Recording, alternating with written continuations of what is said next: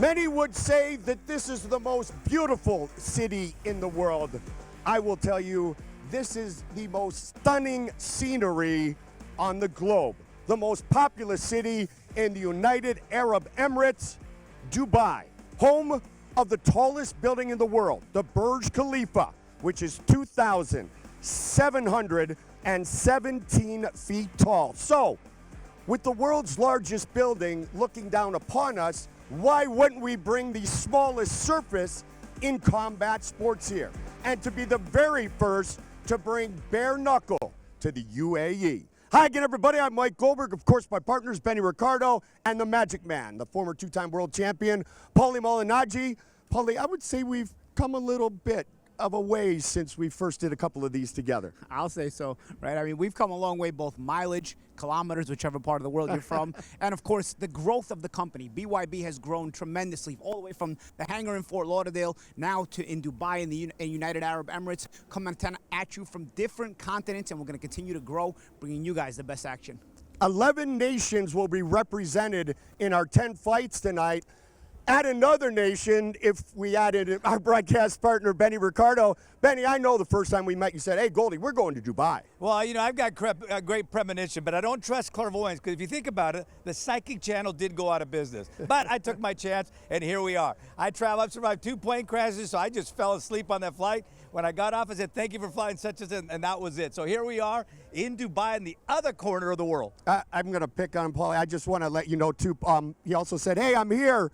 Where's my ride at the airport? But Paulie, we're all here, and it's a magical moment, isn't it? Oh, it sure is, man. I mean, this arena here, gorgeous, breathtaking. Usually it's here for tennis. Tonight we're doing BYB, bare knuckle. I think the crowd will be excited. I think the people watching at home will be excited, and I think the fights will be great. We've got some good action for you guys. And truly what separates us from everyone else is that mighty trigon. Absolutely, and that's a genius of Data 5000, Mike Vasquez. You know, you take a boxing ring, 21, 21, 21, 21. Well, there's places to run. So you take out the 121, now you're down to 21, 21, 21, the smallest fighting surface on the planet. And you know what? You better try or you're gone, and thus it's called the Trigon. All right, you talk about trying and finishing people very quickly. Paulie, we will get to the holder of the Police Gazette Diamond Belt in a moment. But Benny, I want to ask you about Jarome Hatch, because there's no doubt he has tried, and there's no doubt his opponents have been gone very quickly. The man has anesthesia in his right hand. The last fight against Scott O'Shaughnessy lasted 55 seconds. Before that, Tegan Franco, 1 minute 9 seconds. Do the math, 2 minutes and 4 seconds. We don't even know if the guy can fight. We know he can punch. So if he can get his hands on you, he's going to take you out. The guy's fought in every kind of environment. The guy's 6-0 in tough man competition. He is so looking forward to this. He said, I'm going to get my hands on him, and I'm going to take him out. His opponent, the owner of the belt, is a man named Marko Martinjak. He's Croatian. So if you talk about Marko, of course, we have to talk about Mirko Krokop. Right leg hospital, left leg cemetery. That same fighting pride that he has in his blood exists for Martinjak. Well, luckily for Hatchet, no kicks tonight.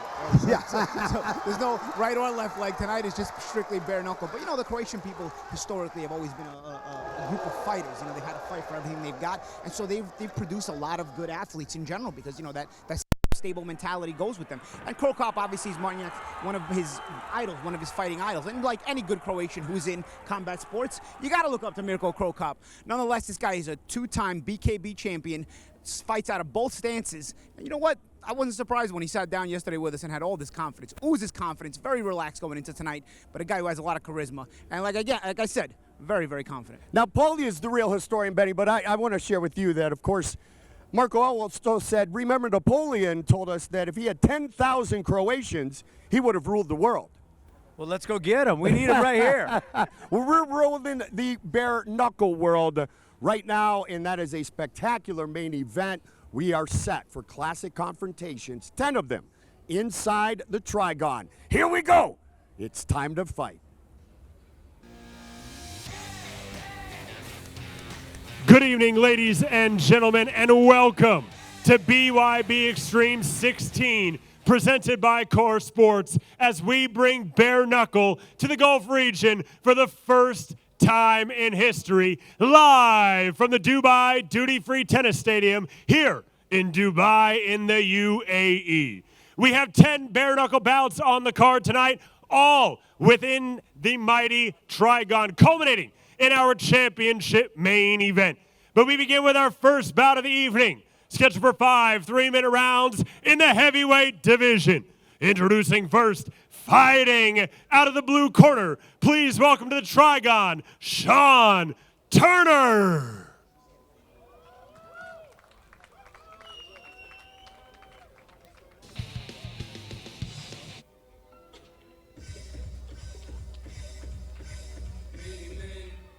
Nine-time Irish boxing champion, Sean Turner, represented his home country on the Irish national boxing team 16 times. Sean Big Sexy Turner, 12 wins in his 15 professional boxing bouts, 8 of those by knockout. Wish death on me, Lord, I don't cry no more. Don't look to the sky no more. Have mercy on me. Put money on my head, gone, get your refund. I ain't dead, I'm the diamond in the dirt that ain't been found. I'm the underground king, and I ain't been crowned. When I round, something special happen every time. I'm the greatest, something like I. He is Sean Big Sexy Turner. Fighting out of the red corner, please welcome to the Trigon, Tony Lopez.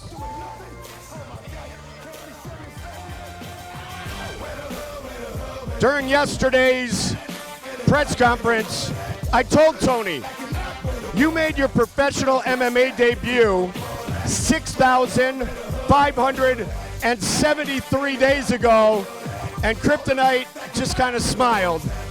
He's a single dad. He said, I can't retire until my youngest gets to corner me. Lost the belt to DJ Linderman back in November of last year. But this guy, Benny, uses his jab. He uses his boxing skills, as big and strong as he is, inside that mighty Trigon. Exactly. You know, surfaces, especially on the back of Sean Turner. It's a small surface. He says he loves that. But again, you're talking about the reach of Tony Lopez. That's going to be a huge factor in this fight. You know, Lopez is a guy who knows how to be very, very crafty in there. Turner's going to obviously, in the small surface that is the Trigon, Turner's going to be looking to close that gap quickly, and he may be able to. But we've seen Lopez have a solid understanding of the proper distance that gives him the advantage, and one of the ways is with that solid jab. So Tony Lopez and Sean Turner, our first of 10 fights tonight, as we get things started here in the Dubai Duty Free Tennis Stadium. With the official introductions, back up to Big Mo. Ladies and gentlemen, our opening bout of the evening inside the mighty Trigon is scheduled for 5 3-minute rounds in the heavyweight division. Our referee in charge when the bell rings, Mr. Bobby Wambacher. This bout is brought to you by Pick Cherries. Let's meet the fighters. First, fighting out of the blue corner. He stands 5 feet, 11 inches tall. He weighed in at 265.9 pounds. He is making his bare knuckle debut, and he fights out of Dublin, Ireland. Ladies and gentlemen, introducing Sean Big Sexy Turner.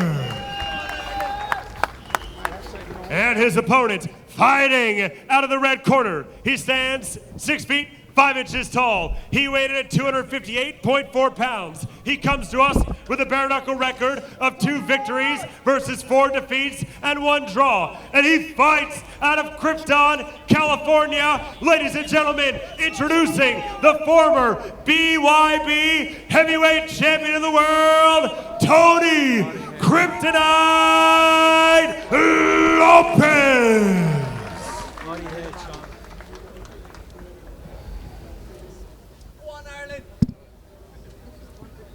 Tony Lopez against Sean Turner in a heavyweight matchup to get things started. Our referee is Bobby Wambacher. This fight, as Mo mentioned, scheduled for 5 3-minute rounds.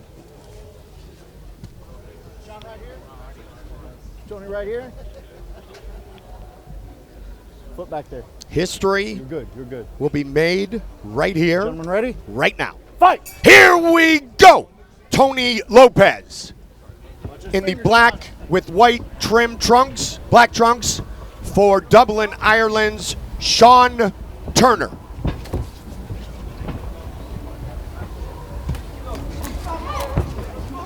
See if Tony.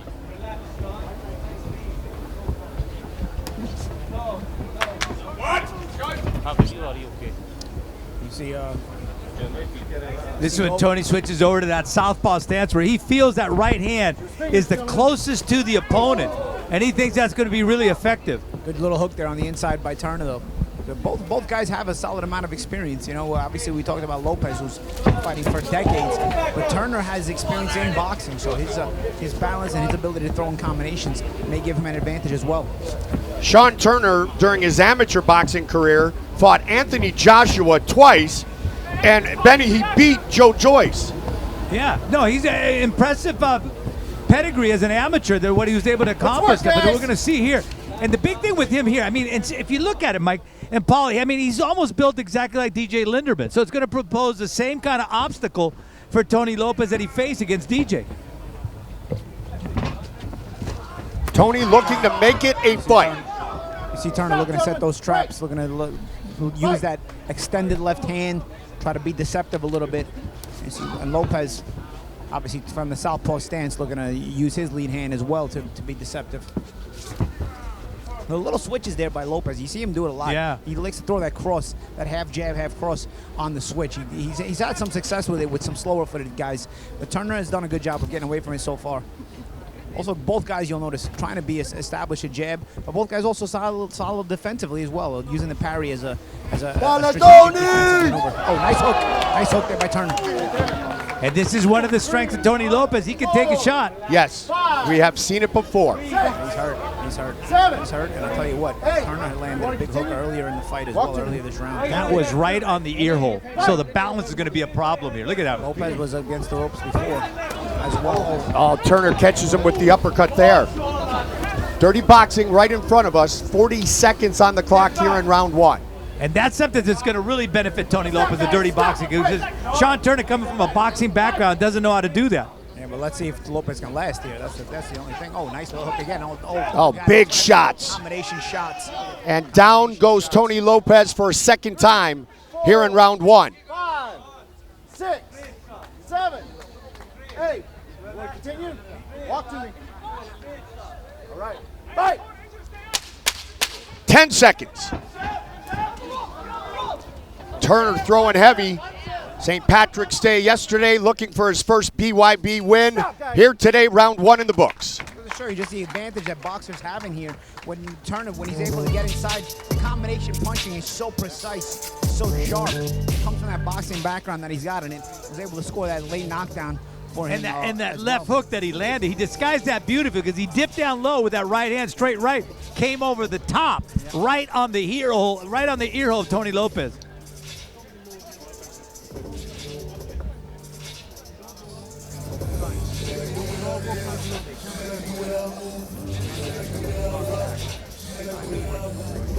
Yes, can you hear me? 1, 2, 3, 4. Yes. Fucking meltdown, but yes.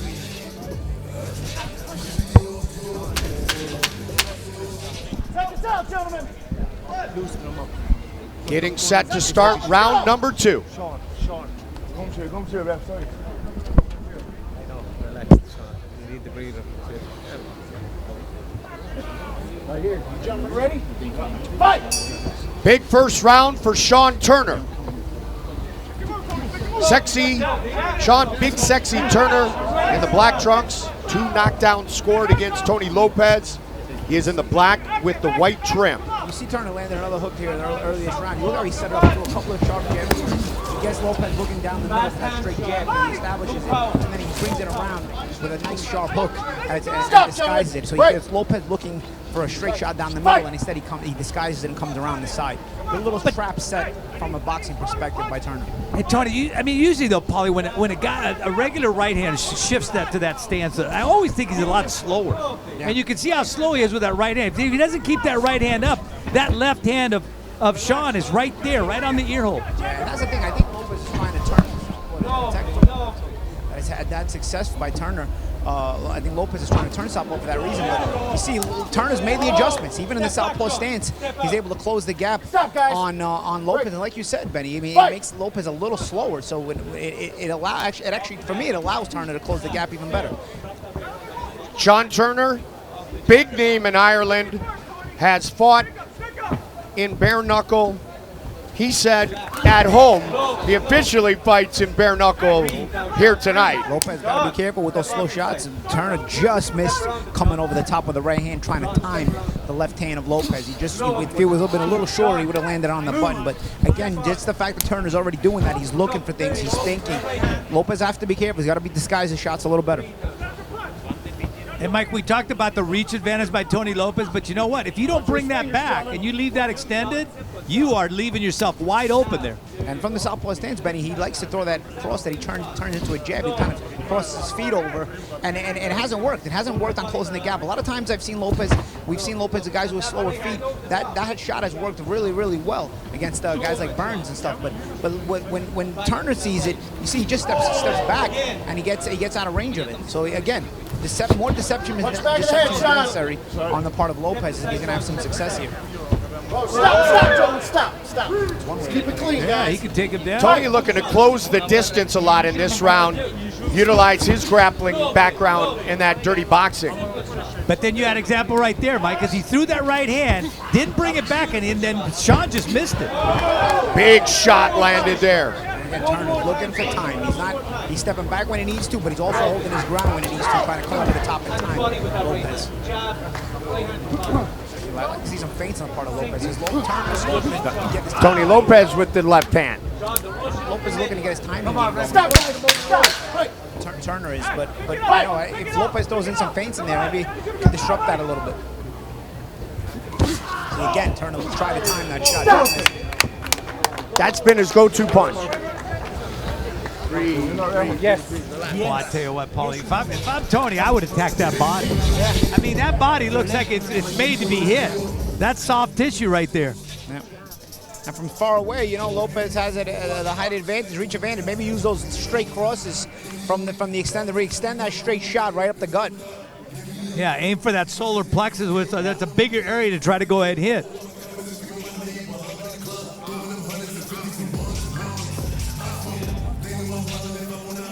And that's a big difference in Tony Lopez right now. Last against Linderman, he wouldn't let them use ice on him. And now he is letting them use ice on his face.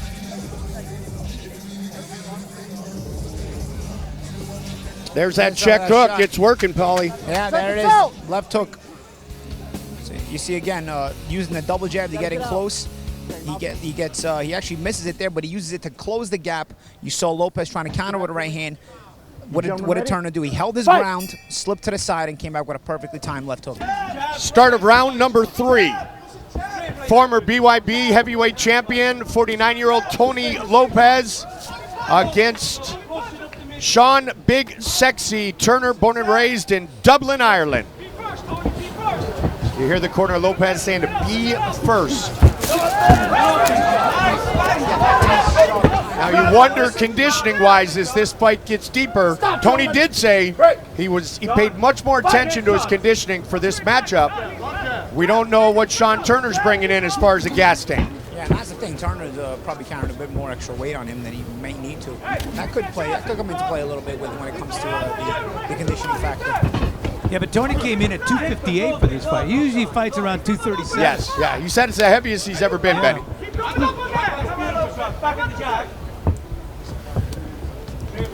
Round number 3, heavyweight matchup, first of 10 battles inside the Trigon this evening. You see Sean Turner trying to lure him in. Yep.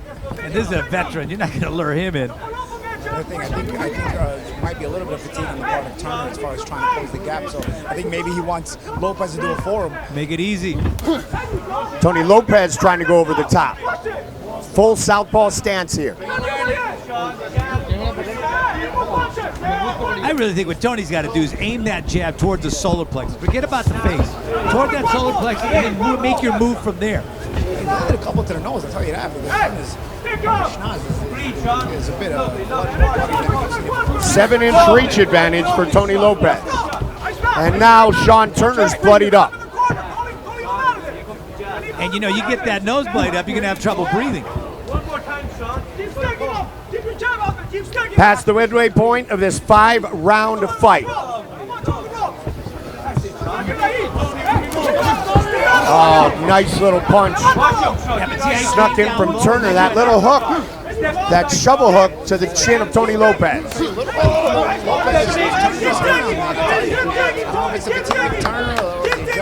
A little bit of both, but I tell you, Lopez is having his best round so far. And keep in mind, Turner hasn't fought since 2018.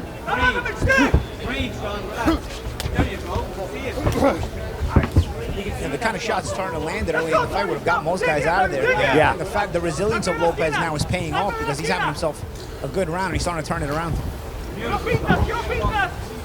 Tony Lopez's first 4 bare knuckle fights all went the distance. 2 of them were against Joey Beltran, who's one of the best bare knuckle fighters in the world. That was a bloody All 4 were fight of the night performances. Catch and shoot there by Turner. Final seconds of round number 3. Lopez did do him the favor and close the gap himself.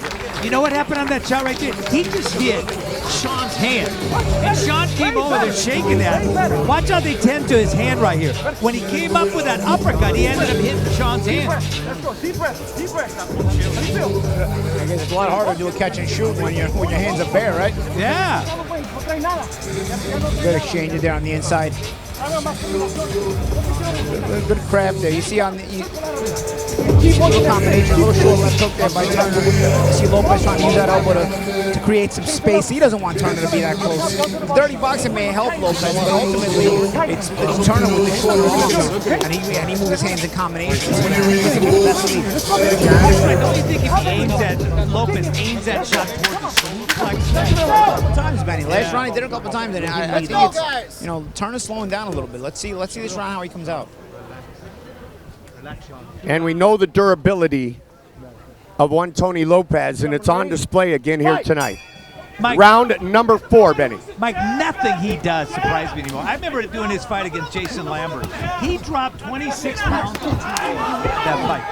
That's and they're both landing heavily here at the start of round number 4. Good exchange to start the round there. We are inside the Dubai Duty-Free Tennis Stadium. The key is sustaining this pace. That's the thing.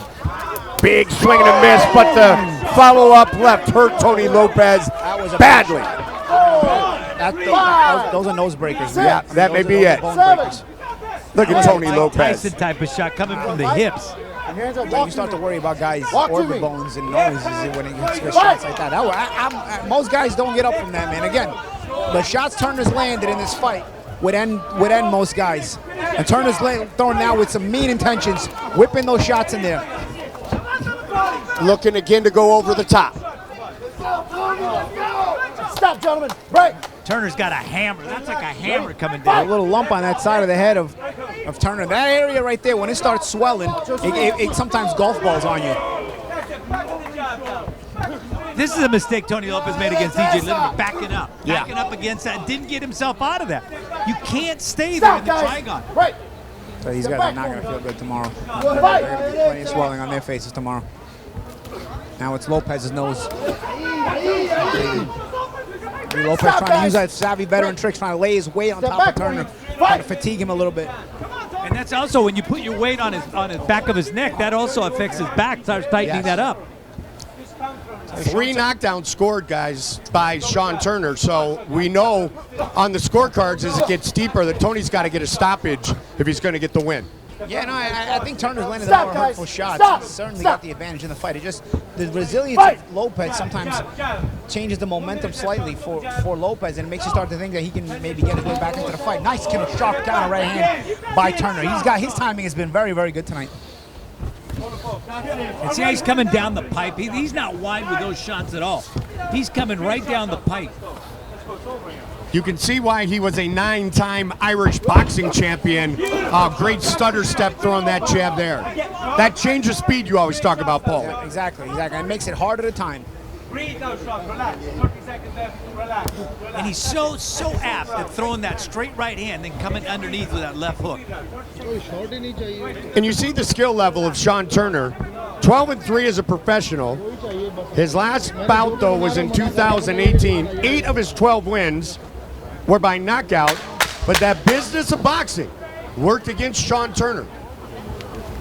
Well, he's giving Lopez the business tonight. Yeah, he is. He's taking it out on one Tony Lopez. Let's see, watch this. He's going to try to get him in that corner. We're going to head to the 5th and final round. Very savvy on the part of Turner. He took the last 30 seconds of that round and just rested. He knew he pretty much won the round. You know, he knows he's ahead in the fight. He took the last 30 seconds of round 4 and just literally just rested. And he's going to have a lot left in the tank around 5, I'll tell you, because he's got a nice rest now in the minute break as well. Like Mike said, he's got 3 knockdowns already, so he's way ahead of the That was card. a big left hook. I'll tell you, that was a big left hook. Most guys would not have got up from that. You got to credit Tony Lopez. That was a monster left hook. Pull him back on the ropes. Again, Benny, you mentioned he goes back to the corner, he goes back to the ropes. So he's going to pull back on the ropes. And that's what got him eventually, that's what eventually led to that big hook landing. Pulling up on the ropes. You got to keep yourself low when you're up against those ropes.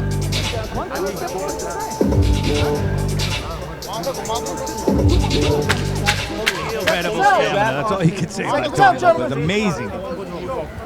That's the thing. You need stamina. You know, it takes stamina to give somebody a beating, but it takes even more stamina to take those shots and take the beatings.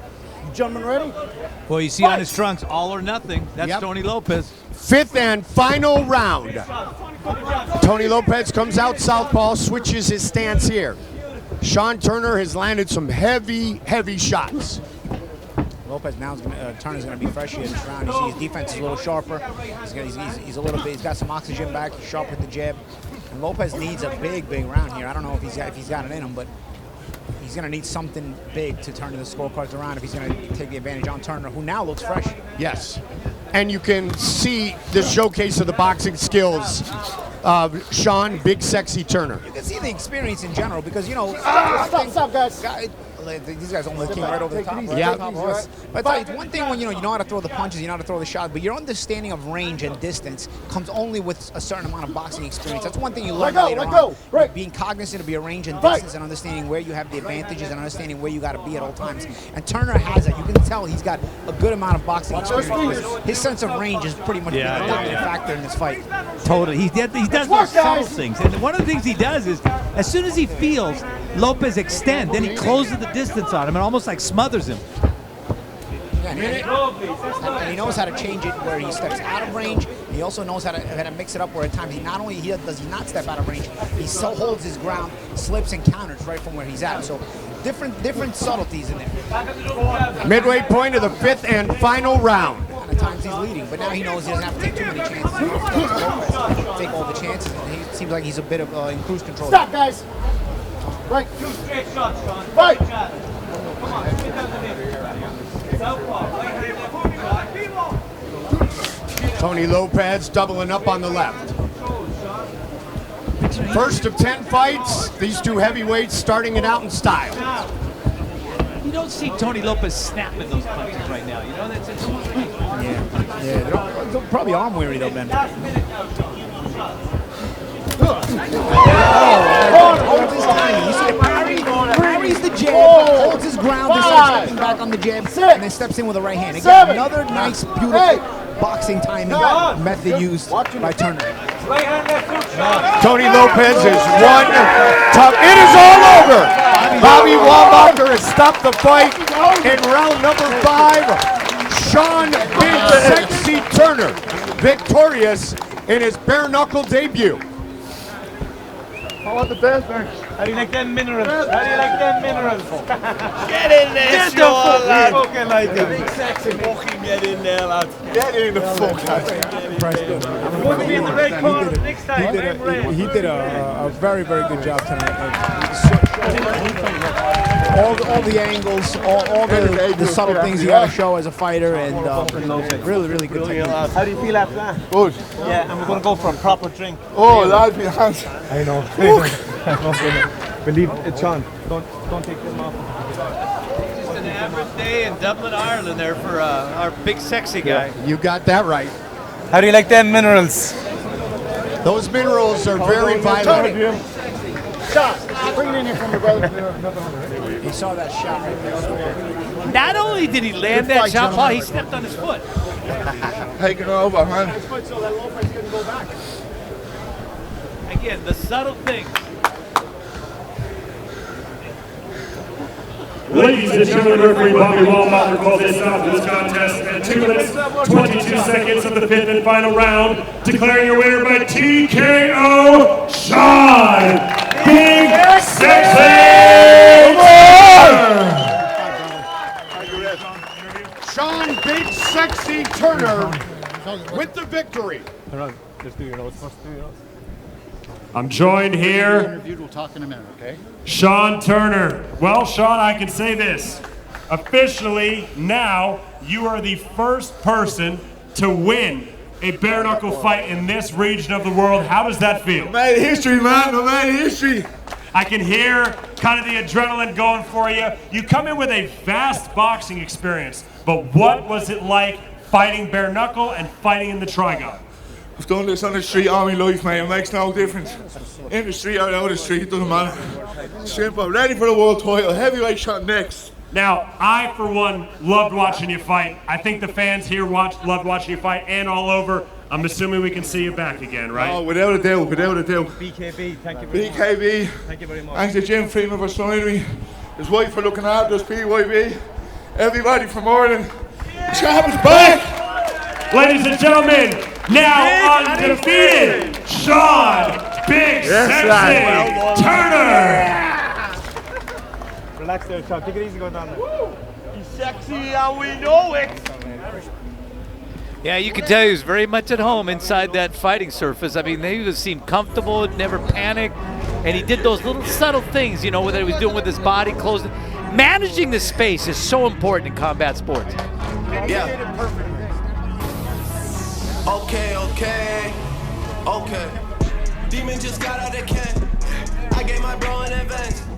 Love is just not in my plans. So we have one in the books as Sean Big Sexy Turner finishes our former BYB heavyweight champion in the 5th and final round. Shout out to T to 3. And he brought it. Big Mo ready to bring our next two fighters in. Life on my brothers is deep. Long as they all on their feet.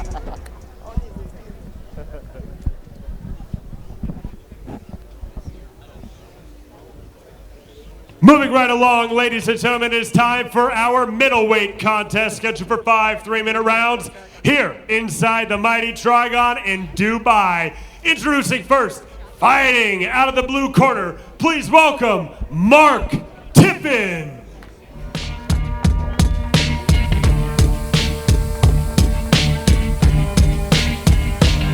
His palms are sweaty, knees weak, arms are heavy. There's vomit on his sweater already. Mom's spaghetti, he's nervous, but on the surface he looks calm and ready to drop bombs. But he keeps on forgetting what he wrote down. The whole crowd goes so loud, he opens his mouth, but the words won't come out. He's choking how? Everybody's choking now. The clock's run out, time's up, over, plow. Snap back to reality. Oh, there goes gravity. Oh, there goes rabbit. He choke. He's so mad, but he won't give up. That is he know. He won't have it. He knows his whole back to these ropes. It don't matter. He's dope. He knows that, but he's broke. He's so stagnant. He knows. Mark Tippin started by doing a range bare knuckle fights in the field. He then had an opportunity to go to a proper ring back in July of 2021.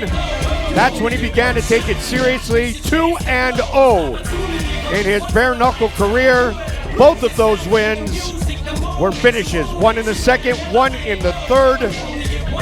Both with our partners at BKB. Mark Tippin. This guy's a great athlete too. He's a rugby player, and he's got a big right hand. The big right hand has been producing those knockouts. He's got 2 consecutive there in BKB, knocking out Toby Bindon and Beasley. And his opponent, fighting out of the red corner, here is Hamza Hamri.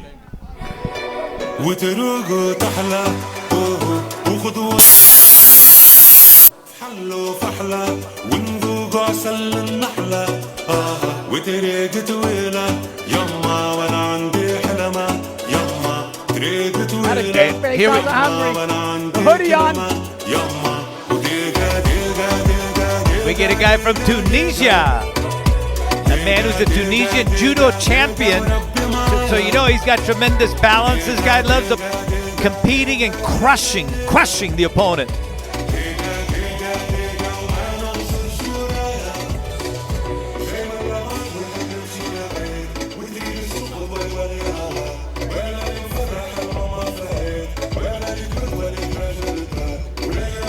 To get ready for this, he's been training with UFC fighter Jeffrey Chavez, and also Monir Lazez is going to be in the corner with him, preparing him. Paulie, there's a big difference in weight between those two, about 7 pounds. Yeah. I mean, that we're going to see if, as the fight wears on, if that's going to be an advantage or a disadvantage. I think early on, with a big weight advantage, it can help you. But then as the fight wears on, sometimes you're carrying around that extra weight to hurt you. We'll see early on. The beginning of the fight's going to be interesting to observe this. And that's what I think is going to be a glaring thing to see, is the difference in size. Hamri's going to be so much smaller than Tippin.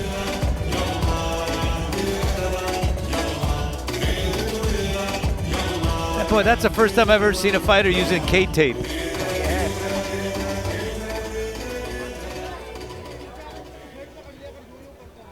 Ladies and gentlemen, this middleweight bare knuckle contest is scheduled for 5 3-minute rounds and is brought to you by Seneca.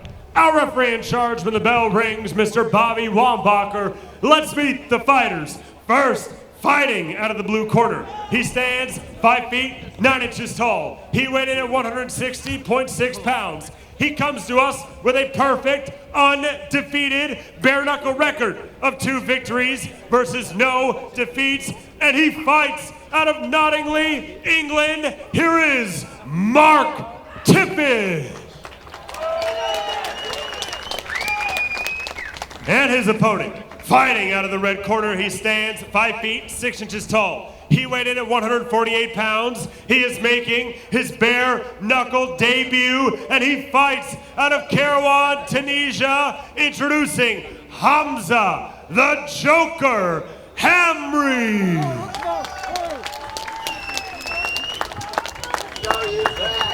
Let's go!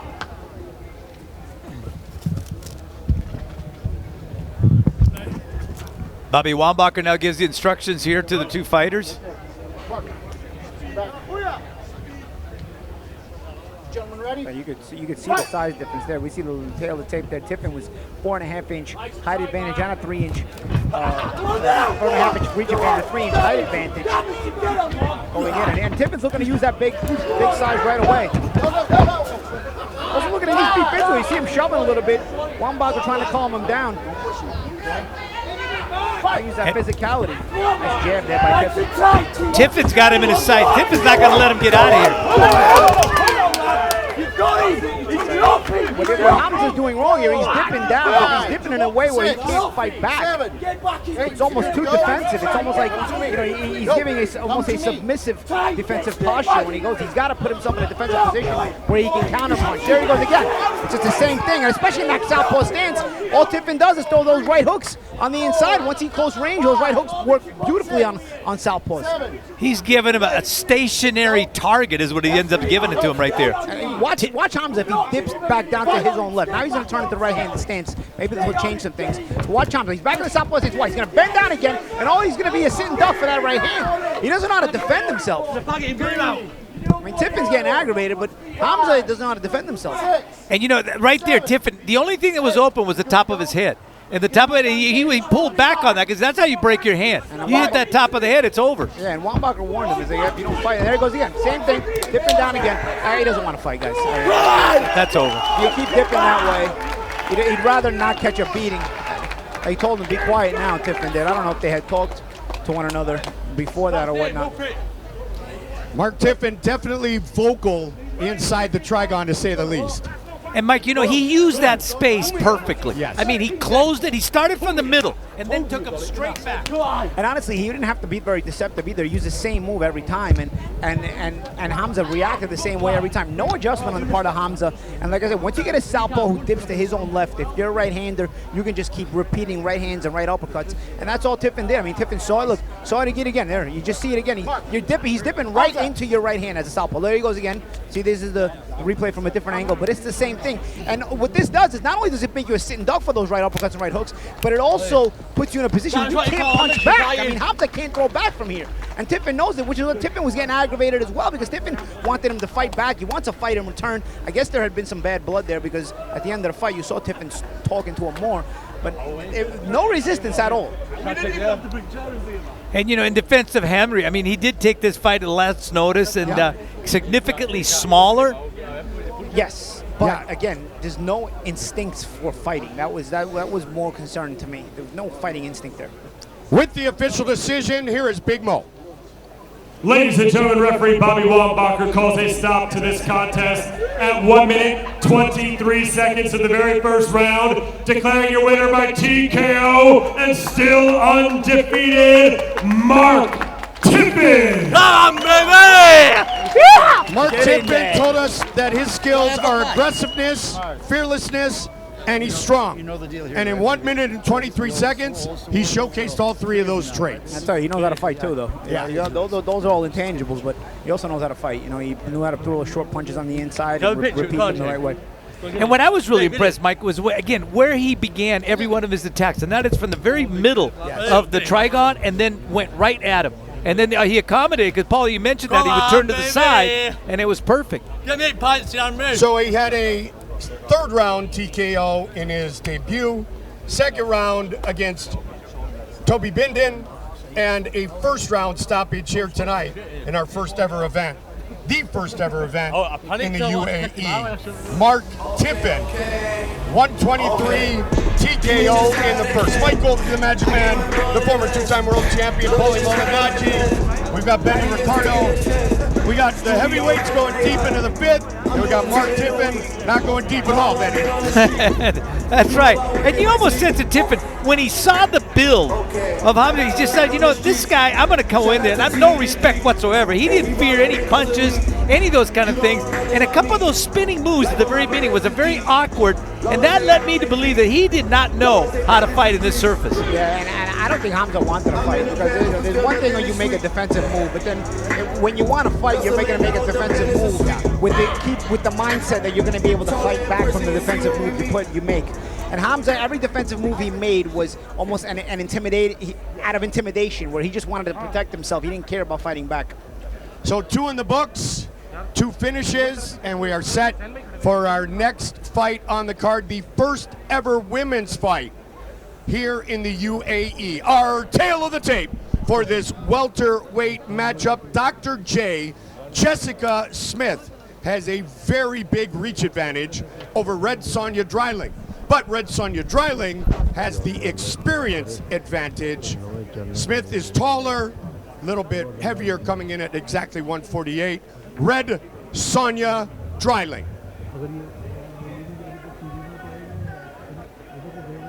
Ladies and gentlemen, our next contest on the card is scheduled for 5 2-minute rounds in the welterweight division. Introducing first, fighting out of the blue corner, please welcome to the Tri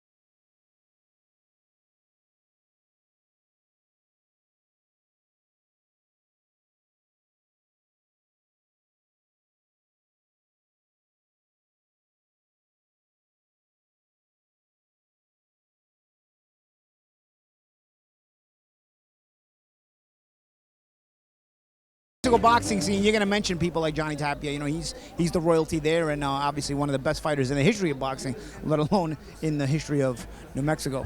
Red Sonja Dryling. And her opponent, fighting out of the red corner, please welcome the Trigon, Jessica Smith.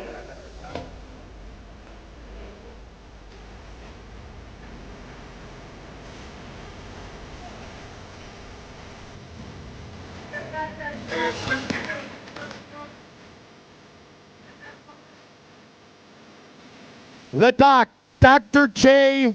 Jessica Smith, just joined the team led by A.G. Easley 6 months ago. A.G.'s not here. Sergio Jimenez is in her corner. Her teammate, Agnesa Kirikozian, will fight later tonight. Isaac Puma Freeman came up a fight of the night against Bovar Kanikov. Julio Tenori was amazing against Toby Misek. First professional competition for 31-year-old Dr. Jessica Smith.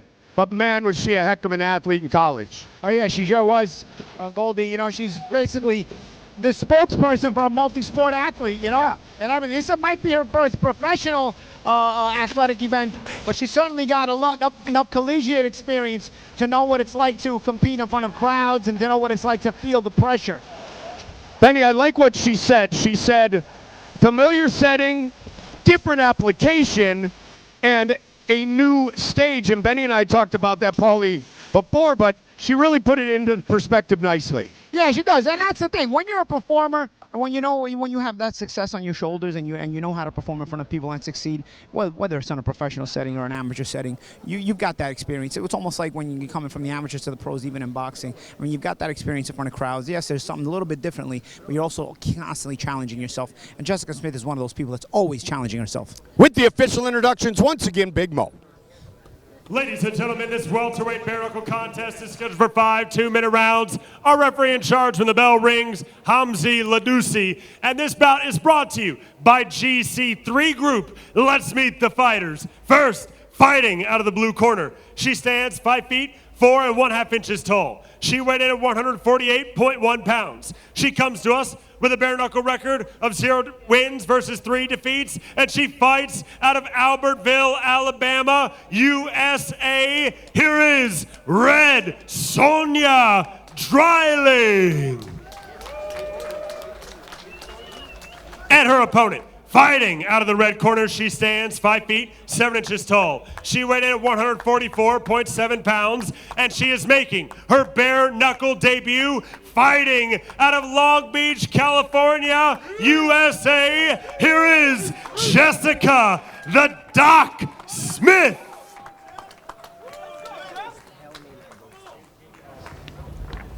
Fight scheduled for 5 2-minute rounds.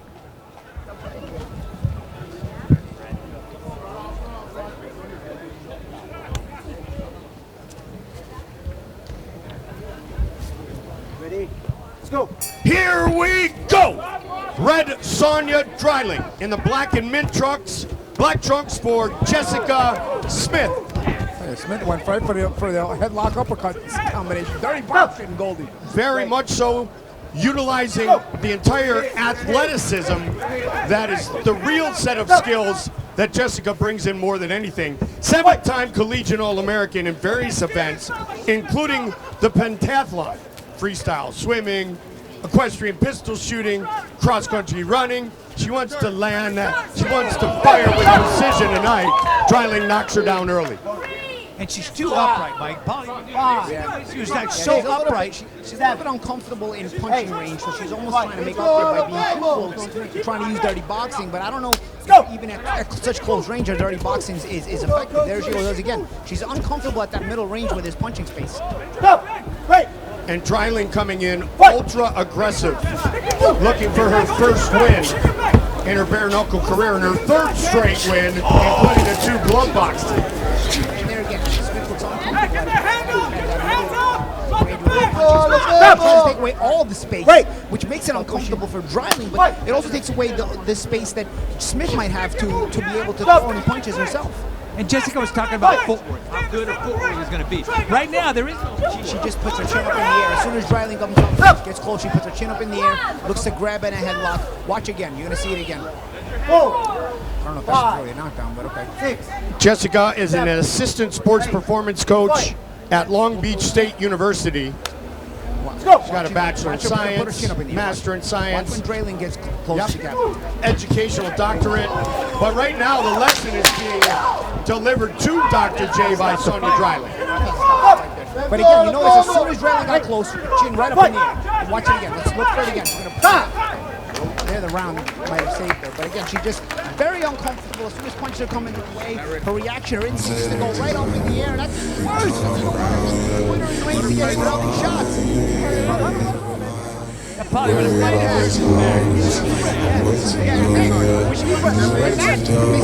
she makes that mistake. She turns around as hard as she can, like right here in this replay. Or she's not able to do that, she just turns around. You see her here in this replay. She's Dryling's trying to create space. That should have even been a knockdown. I think that was the second knockdown in the round. That one shouldn't have even really been a knockdown. It was just Dryling trying to create the space. But you see Smith, nothing really lands. There's a good hook there, lands a couple of hooks there. That one was a good shot. A couple of good shots there. But again, Smith just not comfortable. She's going to have to find a way to get comfortable in there. If you want to do this kind of fighting, you're going to have to figure out a way to be comfortable being uncomfortable. Round number 2. Jessica Smith sticks a jab in the face of Sonya Dryling. But Sonya definitely playing the role of bully here. Again, chin up in the air, same thing. That's a good point there, Goldie. All Sonya's doing is really just trying to bully her. The bully tactics create mistakes because Jessica doesn't like to be bullied. Again, she's not even trying to fight back. All she's trying to do is protect herself. She's got to figure out a way to find that balance where she can be defensive and fight back. But see, is she setting up her hand to throw? Not at all. All she's doing is just going straight back. And then trying to find a way to not get hit. You know, you got to give someone like Jessica Smith full props for saying, I'm going to do this. I'm going to go on the Trigon. I'm going to fight another woman with no gloves on. But you can see the boxing and the bare knuckle experience of Red Sonya Dryling. Smith has no boxing. I mean, even at middle range, she's no cognizance of understanding how to set up shots or how to throw shots. She'll step in hard with a jab that has landed here and there, but there's no cognizance or understanding of how to set the shots up. And no cognizance of understanding how to protect herself either when Dryling closes the gap. One credit to Smith, but she's taking a beating and she's still right there. She's in a good stance here. Good shot there. At least she tried there, a little setup. 35 seconds on the clock here in round number 2. This fight's scheduled for 5 2-minute rounds. There's a couple of feints there. Smith, I tell you, Smith has a couple of things she wants to do, but then when it comes time to fire, there's chin up in the air again. Big shots landed by Red Sonya Dryling. This referee's not helping her either at all. What Sonya's got to do to end this fight is got to walk her down. Give her a little bit of space right there and then come in like that. And again, chin up in the air again. As soon as she panics, the chin goes right up in the air. It's the strength of Jessica Smith, which obviously she's been in survival mode, but it's the reason that she's been able to survive.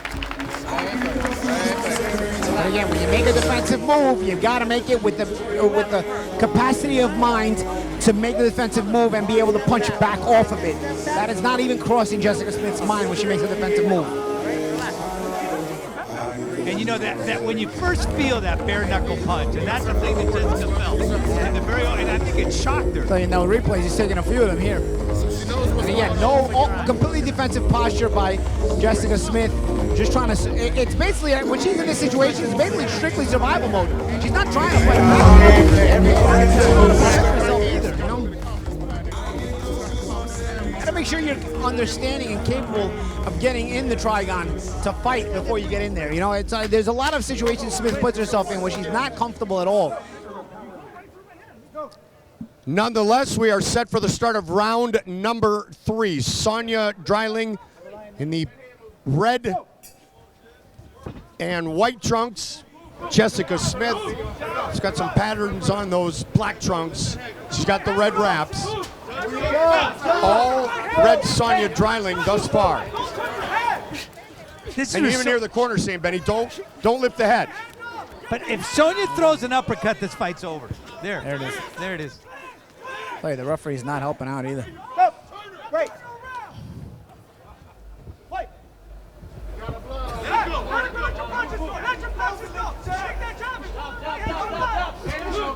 Smith trying to gain some momentum, sticks a jab in the face of Dryling.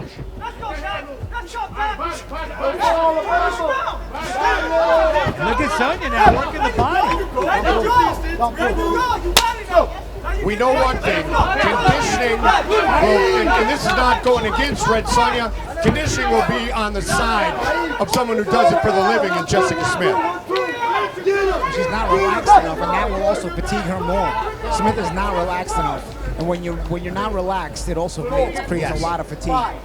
And Sonya stayed active as a fighter. She's had 2 boxing matches in a row. So her condition should be good. She says yes when asked if she wants to continue to fight. Out of her element. This is where she's very uncomfortable. Paulie, would Sonya be better not to continue to close the distance, though? No, I mean, I think she's good right to close the distance because that's what makes Jessica uncomfortable.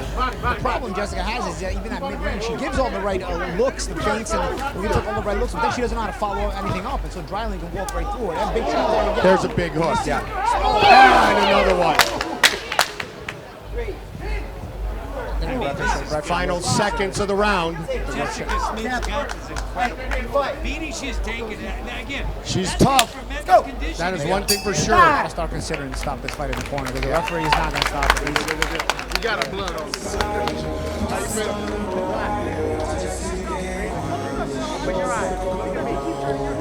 The problem I have is she's incapable of protecting herself.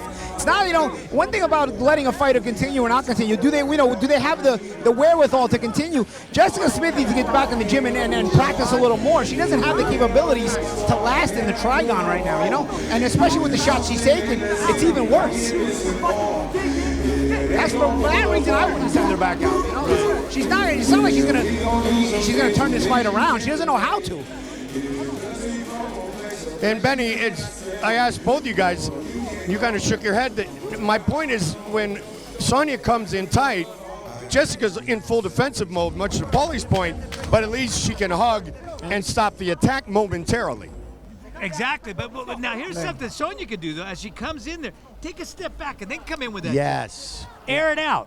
Yeah, because at that point, what you get is Jessica right away going with her chin in the air. See, as soon as a couple of shots go, look at Jessica's chin goes right up in the air. And the thing with Jessica, she's got a 6-inch reach advantage. Right. So those long arms get long. She doesn't know how to use it, yeah. Which could be one of the factors with Sonya closing the distance as we see entering round number 4, the first ever women's fight, bare knuckle, here in the UAE. Big swing and a miss by Red Sonya Dryling.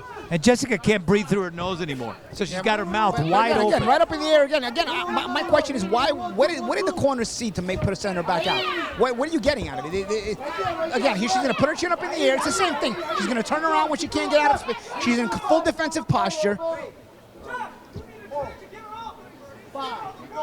6, 7, 8. This is man. She's not going to quit. The referee or she's the corner. not. Between the referee and the corner, she's in a bad spot here. Sergio Jimenez in the corner of Dr. J. Jessica Smith. One thing she does have is a ton of courage and a ton of guts. Big right hand.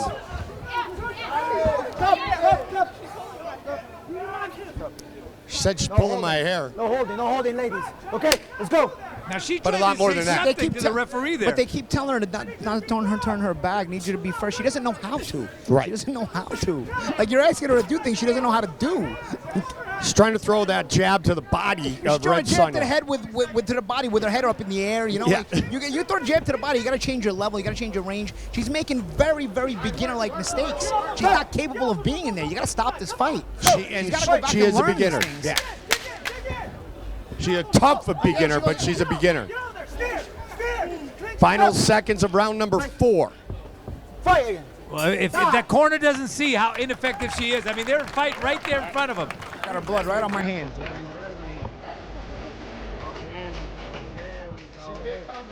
Do it again. We are in the Dubai Duty-Free Tennis Stadium.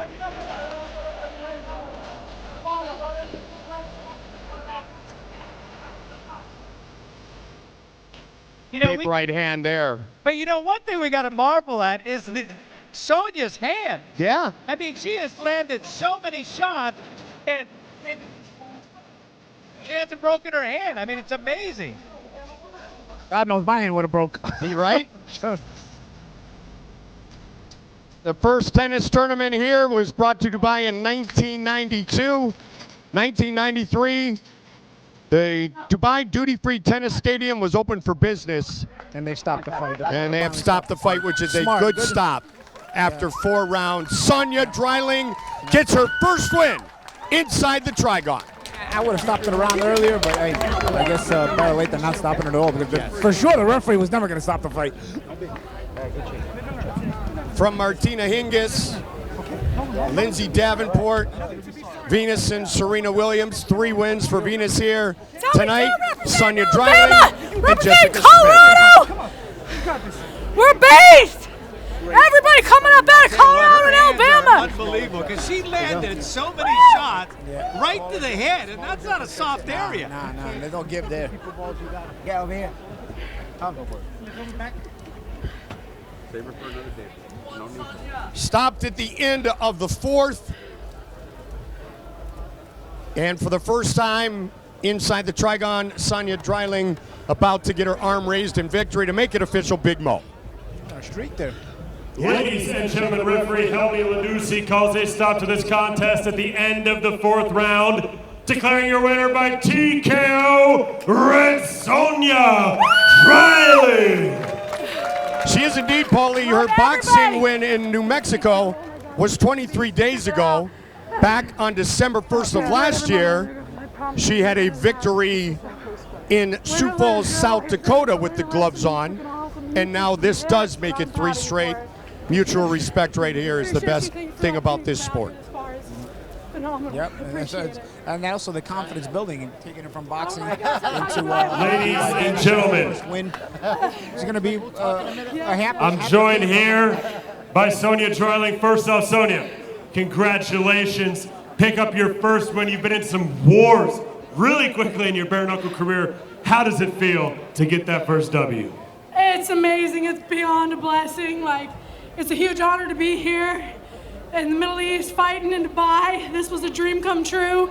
Everybody here in Dubai has been just absolutely phenomenal and amazing people. So they made my experience here just even better. But getting this win and this, as far as making history, I was the first female in London. Now I'm the first woman in Dubai. So it's just been a dream come true. It's so surreal right now. Well, you took the words right out of my mouth. I was going to say you made history when BYB did our first show in London. Now you're making history again tonight. Sonia, I'm assuming we can expect to have you back in here again soon, right? Oh, most definitely. I would love the opportunity to have the invitation to come back. You guys have been so phenomenal, amazing. The BYB has just been incredible. The experience, the best part of any decision in my career was coming to BYB. So, any fans, any family, you already thank the people of Dubai. Thank you to the people of Dubai. Anyone specifically you want to thank? Yes, I'd like to think that, being a female fighter, I have a lot of the next generation coming up. So all the kids that look up to me, my own kids including, I have 3. It's an honor to be their mom, but then also an honor to be an inspiration to those upcoming generations. All the gyms that have worked with me, all my co-fighters, I call them co-fighters, that have been there and put the hours in the gym with me, my coach, CJ, my sponsor, DC Fiber Construction. Callie, you're flipping amazing. I appreciate everything you've done for me as a sponsor. Just everybody that's been involved in my life, I've considered it a blessing. Well, fighter, mom, history maker, now winner. Ladies and gentlemen, one more time for Red Sonia Dryling. Picture right here. Yes, sir. Red Sonia Dryling, very dominant against a woman who was making her professional competition debut. See some of her handiwork again, Benny and Paulie. Yeah, and there's two-handed attack, a two-fisted attack. She was ruthless in there against a Jessica Smith that was a bit in over her head, and somebody probably should have got a little bit more work in the gym before coming out to compete in something like this. Benny, you want to see Jessica Smith have success as well, because talking to her, she's a wonderful human being. But when you look at Sonya Dryling, she fought Erin Tohill. Erin boxed her, and so Sonya felt like she could never get engaged.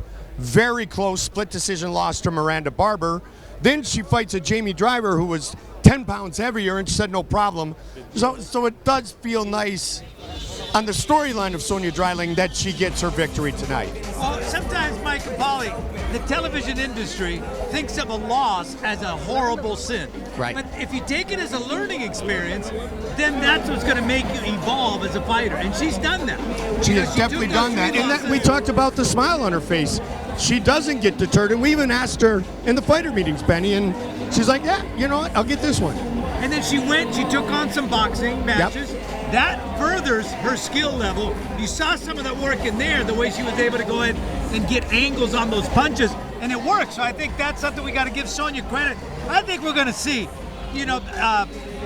Dr. J back again. I really think we're going to, but I think her trainers have to realize, and I mean, Paulie, sometimes you got to see that when the punches come your way, look what she's doing. But my issue is, okay, when somebody's not capable of protecting themselves, we know you stop the fight, right? Sure. But when somebody starts the fight not understanding how to protect themselves, that means they shouldn't have been in there to begin with. Very true. At least not yet. We understand Jessica Smith is a hard worker. She's had success in a lot of other things. And maybe eventually she might have been ready to compete. But I think they might have put her in here a little bit too early before she was actually comfortable understanding the concept of combat.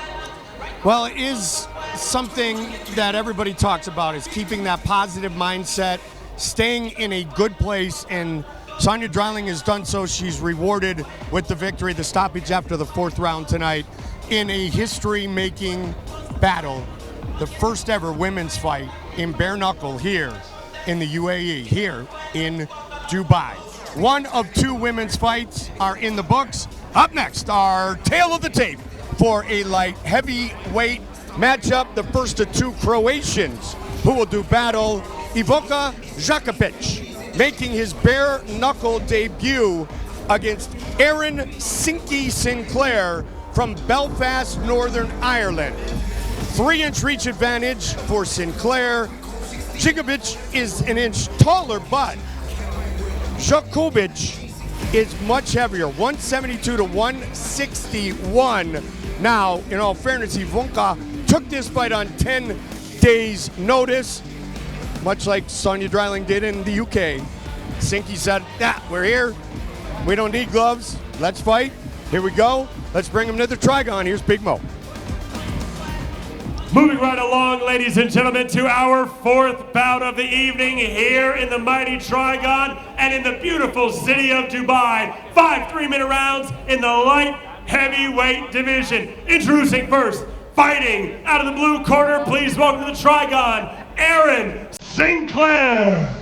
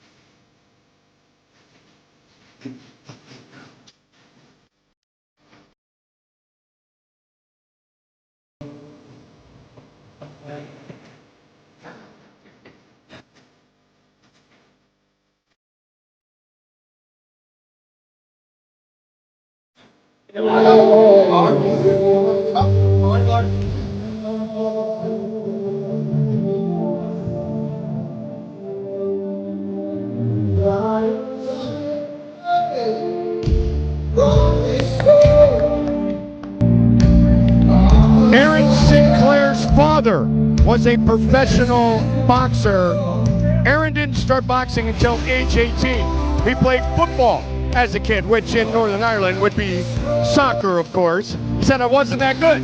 So he said, I'm going to do what my dad did, 4-0 with the gloves on, making his debut with the BYB Benny tonight. And it's interesting his training techniques. He says he uses sparring gloves, and he uses the different weights. So he's one of those guys doesn't believe you have to condition your hand. What you got to do is develop a bunch of those different weights on those gloves.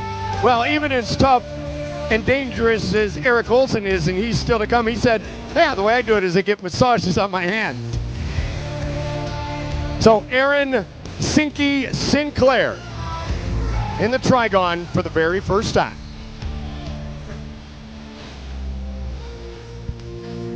And his opponent fighting out of the red corner.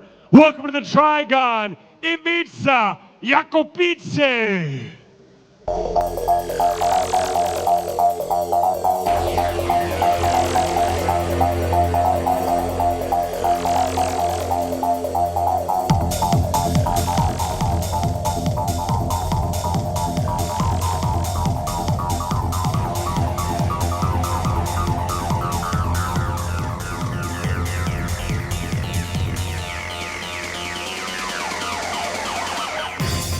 10 days notice for this, his bare knuckle debut, but he fought with the gloves on 7 days ago.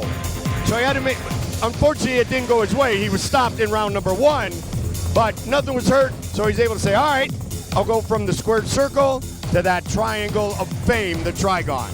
Yeah, he's a guy who's very adept at fighting all the time, and again, these are the guys that, again, he's made to fight. And these are the first of 2 Croatians we're going to see tonight. At least if he got stopped in the first round, he didn't get a lot of work. He's still fresh. Yeah. Maybe he'll give us some work tonight. And a great background with the Croatian Savat team, which is a kickboxing mix. You talked about it in our pre-show, Benny. Exactly, and, and he does what's called savate, a lot of sambo experience, and you know that from MMA. Yes. Sambo's known to have leverage, tremendous leverage. Let's see if he can do that with his punches. The greatest master of combat sambo would be the last emperor, Fedor Emelianenko, set for the introductions of this heavyweight matchup. Too. Yeah, he's not bad, and he's a good actor too, by the way. Here's Big Mo. Ladies and gentlemen, this light heavyweight bare knuckle contest is scheduled for 5 3-minute rounds and is brought to you by Pick Cherries. Our referee in charge when the bell rings, Helmi Ladusi. Let's meet the fighters first. Fighting out of the blue corner, he stands 5 feet 8 inches tall. He weighed in at 161.3 pounds. He comes to us with a bare knuckle record of 0 victories versus 1 defeat, and he fights out of Belfast, Northern Ireland. Here is Aaron Sinclair. And his opponent, fighting out of the red corner, he stands 5 feet 9 inches tall. He weighed in 171.9 pounds. He is making his bare knuckle debut, and he fights out of Sveti Ivan Zelina, Croatia. Introducing Ivica Yakovich.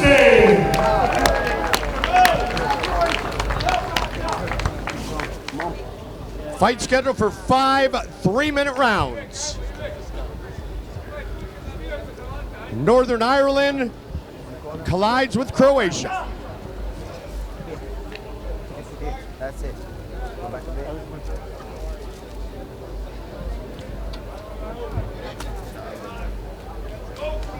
Let's go. Here we go. Aaron Sinclair in the blue trunks. Black with the stripes for the Croatian, and a big start for Sinclair. And Yakovich right away realized I can't go backwards. If I go back, he's got me. Yes. With the big shots. Yes, big time. Good counter. And a great combination put together. And now from the left side. He just hit What a great pace to start this. I think he's trying to stay calm through the early storm. Oh, big shot there, buddy. Yakovich. Let's go. I just go with Tony Kukoc, so I go with Yakovich. And if it's not quite on it, if he's not, I apologize. Szynkiewicz with a big shot there. Huge shot. That might be it. Let's see. 7, 8, 5. Yes. Come close to me. Yakovich said I landed a couple of good shots. I'll hang around for a while. Oh, absolutely. Let's see if Szynkiewicz can land another big shot here, though. Yakovich started like a bit of a front runner. He came out flying, but as soon as he took a big shot now, his whole posture changed. Let's see if he can get back on it. And Szynkiewicz feeling it, looking for a finish. Good body shot. Yeah, you know, Szynkiewicz has a good shot. With the savage on his truck, and that's how he's fighting so far, like a savage. Look at that bug inside the truck. Butterfly looks the most physical. Huge combination. 3 punches. He's down again. 6, 7, 8. This ref does not want to stop any fights. Down. It is over. Just like that. Aaron Szynki Sinclair. Get in there. He's a force. That was an absolutely beautiful 3-punch combination for the finish. And absolutely, and what the thing that Sinclair did so well, he mixed it up, down low, up top, down low, up top. So Yakovich had no way of defending, had no defense. Strong as a dog. Strong as a the early storm as well. Yakovich seemed like a really big front runner, came out flying, and Szynkiewicz had to kind of weather that early storm. But then once he started throwing his own shots, and once he started landing his own shots, Yakovich wasn't even intending to try to take too much punishment. And again, the epiphany of a front runner, I guess. Yes. And much to your point, I mean, the Croatian was switching his stance. He was landing nicely. And Szynkiewicz just stepped back and he regained his composure. And then he did his business, and he did it quite impressively. Yeah, because I think he sensed that for all those punches coming at him, that head was there, and it wasn't moving. So he was going to be able to hit that, and he did it beautifully, going down low and then coming up on top. All right, to make it official, here's Big Mo. Ladies and gentlemen, referee Helmi Laducci calls a stop to this contest at 2 minutes in the very first round, declaring your winner by TKO, Aaron Szynki Sinclair. It's that hockey nickname, Paulie.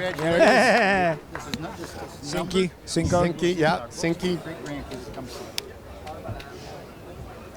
Aaron Szynki Sinclair, an impressive BYB debut. 4-0 with the gloves on.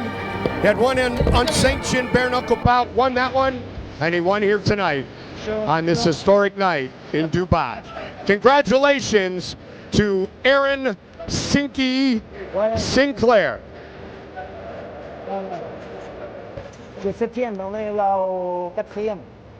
So now the time has come for Eric Olson, Blood Axe, to make his way into the Trigon. Officially signed now by BYB Extreme. We saw Eric as a BKB fighter against Shrek, who we will see later tonight in our co-main event of the evening.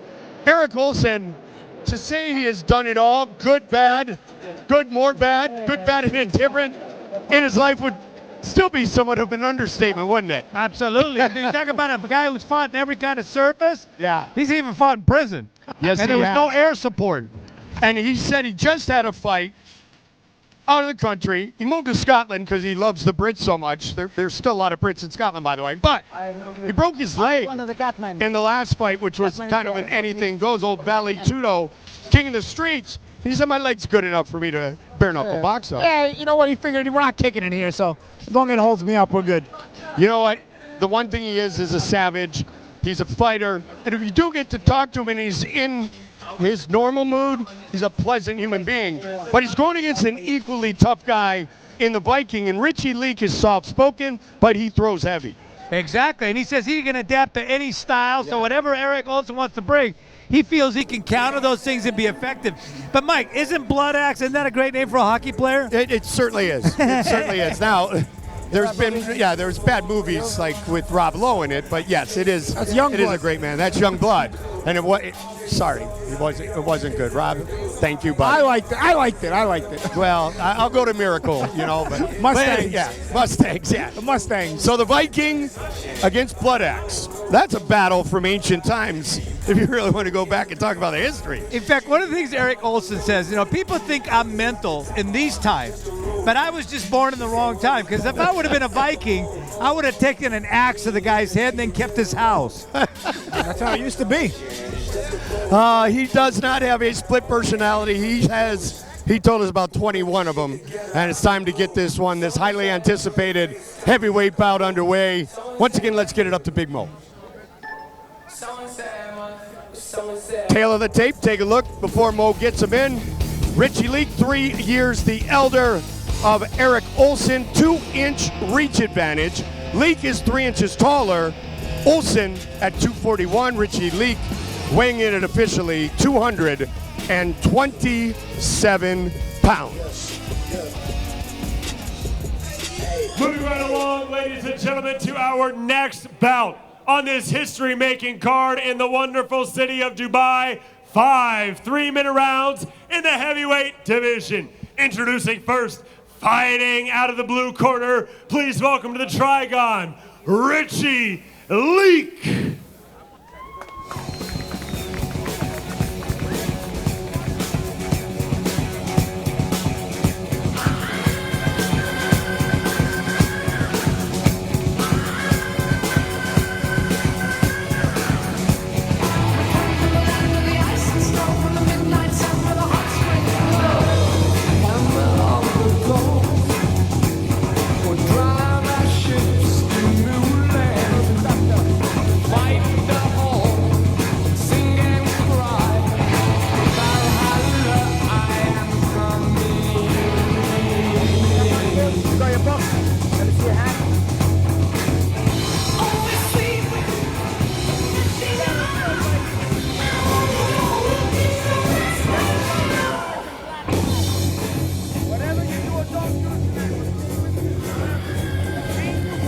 Richie the Viking Leak.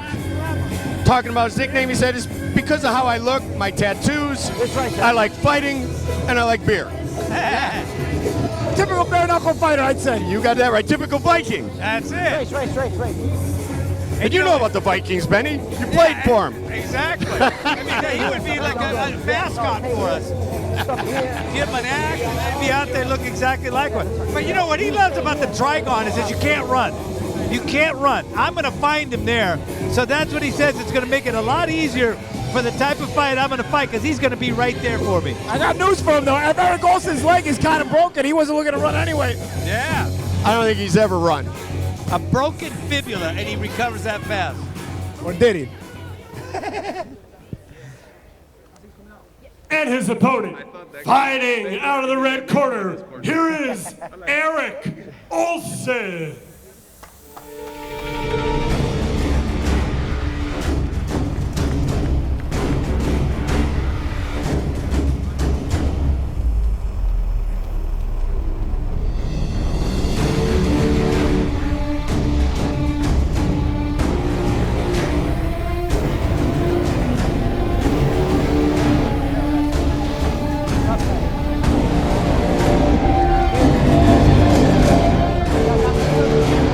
Let me see your glove.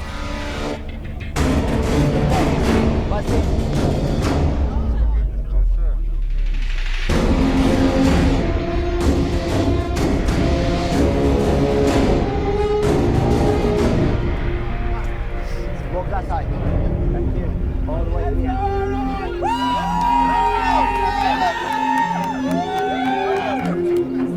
end. First time in Dubai. He said about the Trigon, it feels bigger than the normal ring, and he was referring to his BKB experience in the UK. Recently moved to Scotland, as I mentioned, got a 3-story house. I said you must still embrace that Long Island weather, because it didn't get any warmer leaving the UK and going to Scotland. And he reminds me of Charles Bronson. You know, but not Charles Bronson, the actor, but Charles Bronson, the guy who was regarded as the most dangerous prisoner in the history of England. Charles Bronson. Right from Long Island to England. You got that right. They're cool with each other, but they're about to do battle. And with the official introductions, Big Mo. Ladies and gentlemen, this heavyweight bare knuckle contest is scheduled for 5 3-minute rounds inside the mighty Trigon, and it's brought to you by Seneca. Our referee in charge when the bell rings, Mr. Bobby Wambacher. Let's meet the fighters. First, fighting out of the blue corner. He stands 6 feet 3 inches tall. He weighed in at 227 pounds. He comes to us with a perfect, undefeated bare knuckle record of 5 victories versus no defeats. And he fights out of Blackpool, England. Here is Richie, the Viking Leak. And his opponent, fighting out of the red corner, he stands 6 feet tall. He weighed in at 240.9 pounds. He comes to us with a bare knuckle record of 5 victories versus no defeats. And he fights out of Long Island, New York, USA. Here is the Blood Axe, Eric Olson. Heavyweight matchup scheduled for 5 3-minute rounds, and let me get it right, because Eric said I am a Gemini, so it's 38 different personalities, just for the record. That's at least what he claims. This will be a fight. The Viking 5-0, 5 wins in bare knuckle for Eric Olson. Here we go! Eric Olson's got the black trunks, he's got the American colors, the stars and stripes on the front. The Viking has a lot of sponsorship with the black and gold trunks. And you know, that's Bobby Wambacher, our referee. That's the beauty of BYB. And we're bringing street fighting right there in front of your TV screen. Yes. But skilled street fighting and a version of it, Benny, that continues to evolve. And these guys really are adept at that kind of thing. You know what I mean? They have the little nuances on the inside. You're gonna notice little slips and slides, little finding the crevices. Yeah, you see a little slip and slide there by Olson trying to come back with a counter hook. Stop. Well, we were talking to Eric the other day, and he's telling us about his, Vale Tudo no rules fight he had recently, and describing that his opponent missed an eye gout, so I was like, whoa, all right. He knows he's not supposed to do that tonight, but he does have very entertaining stories, to say the least. And yet, just his whole outlook on life is amazing. But it's amazing. We started talking football, and boy, he just opened up about his love for football, and then all the players, Aaron Rodgers, the whole bit. Oh, please, my son, it's like Aaron. No, don't do it, Benny. I love you, Cole, but I still got Joe Burrow, kid. Oh no, I know that. I know, I'm kidding. His opinion, not mine. Stop, guys. Trust me, I've heard Aaron Rodgers many times. Of course, Benny, my son said Zach Wilson was the next coming too, so we'll see. Go. Right now, it's the Viking and Blood Axe, round number 1. And I agree with the corner. That was a lovely jab that just landed. Not a lot of both guys are really adept defensively, because it's not like they're running from one another, and they are looking to engage. Both guys have been defensively very responsible so far. Good positioning. Well, they know each other very well, so this is no mystery right here when they're here. They know what each other does. Under a minute, round number 1. In tight again. Muay Thai experience as a teenager for Richie Leak. A brown belt in Shotokan Karate. He earned that belt as a teenager. BYB debut, but 5-0 in bare knuckle. Close those fingers, Richie. When you look at Eric Olson, that's one of the few times he uses that jab. He's looking to counter. And he's looking to counter inside, right there. A little right hand with a slide of the elbow as well for Olson. No way. All right. Whatever you can get away with. You got that right. Greatest influences? Nothing. I influence myself. Of course. So why am I not shocked? Right? Stop. Great. Final seconds of round number 1. Get a little touchy on the inside between these two, though. Let's see. Stop. Hey, Eric told me, at all of us, that this guy hasn't bothered him. He gets into trash talk when people get into his face, and he's happy to do so. But he said, there's no bad blood going into this one. Yeah. So you can't create it. You can't manufacture it. Yes. It's got to be natural. So I'm cool with Richie, not going to make any drama. I do training gloves, and I get my hands massaged. He's fighting on a broken left leg. Yeah. A fibula of all things.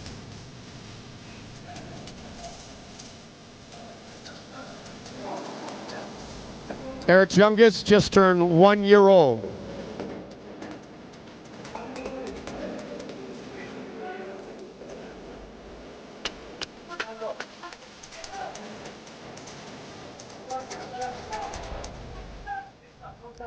Set for round number 2 of this heavyweight contest. Eric Olson with the stars and stripes on the front of his trunks. Richie Leak with the black and gold trim. Very even round number 1. No one really taking control of this fight yet. And you know, Eric also made the one distinction about it. He says, I am the first American to fight bare knuckle since John L. Sullivan, back to those days. And by the way, don't anyone complain about the heat. And it's not very hot tonight because it's late. But the great John L. Sullivan went about 2.5 hours and 104 degrees when he made history. Of course, Scott Burt, the Bare Knuckle Hall of Fame, shared that with me. So he said, don't let anybody talk about the heat tonight. Because the guy who set the stage, he fought. Wasn't in the desert, but it felt like it. Wow. Stop, guys! Is that 75 rounds? Yeah, 2.5 hours. Mississippi? Yeah. Probably humid too.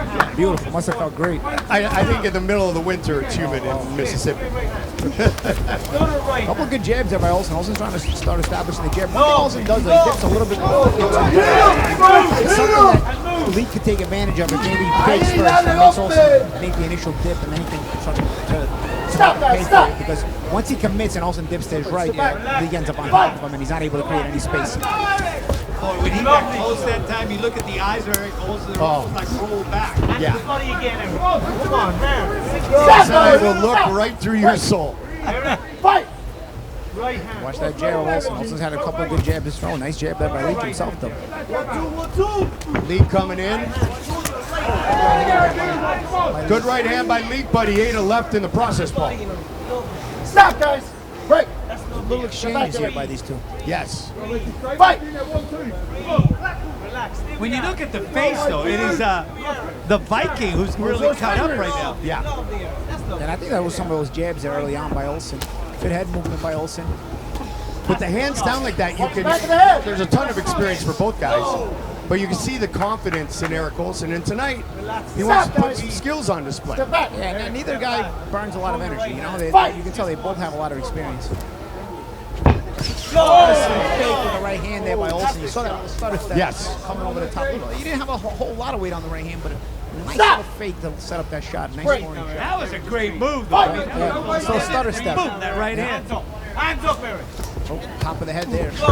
11 of the 12 bare knuckle fights for Eric Olson have been in BKB. The other was the cross promotion that we had at the O2. He's only been finished once, excluding DQs, which there's been more than one. And you know, it's interesting when we're talking to Eric, we're talking about if this would have been a street fight, he would have used his head a lot more. Exactly. Round 2. The only thing Eric hasn't done maybe is yeah.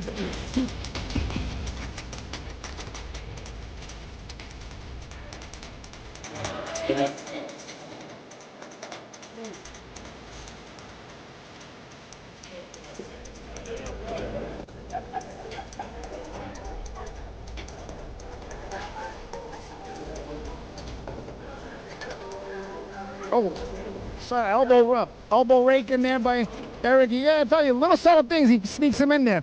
There's a good right hand there by Leak as well. And the same shot from a different angle. Right hand by Leak. Now there's that stutter step, little right hand over the top See, again, he made like he's dipping. He made like he's dipping. Good little fake there, too, because he made like he's dipping to cause a left hook. But instead, he threw the right hand and he rolled with it. Okay. Dubai Duty-Free Tennis Stadium. The tournament is a big one on the schedule. It's every year in February. Medvedev won the tournament this year. Roger Federer won 8 times here, including his 100th tournament victory. They built a statue of him. The statue would not be as big, though, as the Viking if he gets a statue someday. Stop, guys, stop! Venus Williams with 3 wins.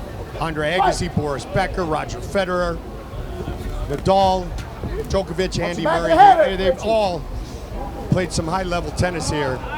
And we are just thrilled to be in this stadium, in this venue tonight in Dubai. The first ever to bring bare knuckle to the UAE.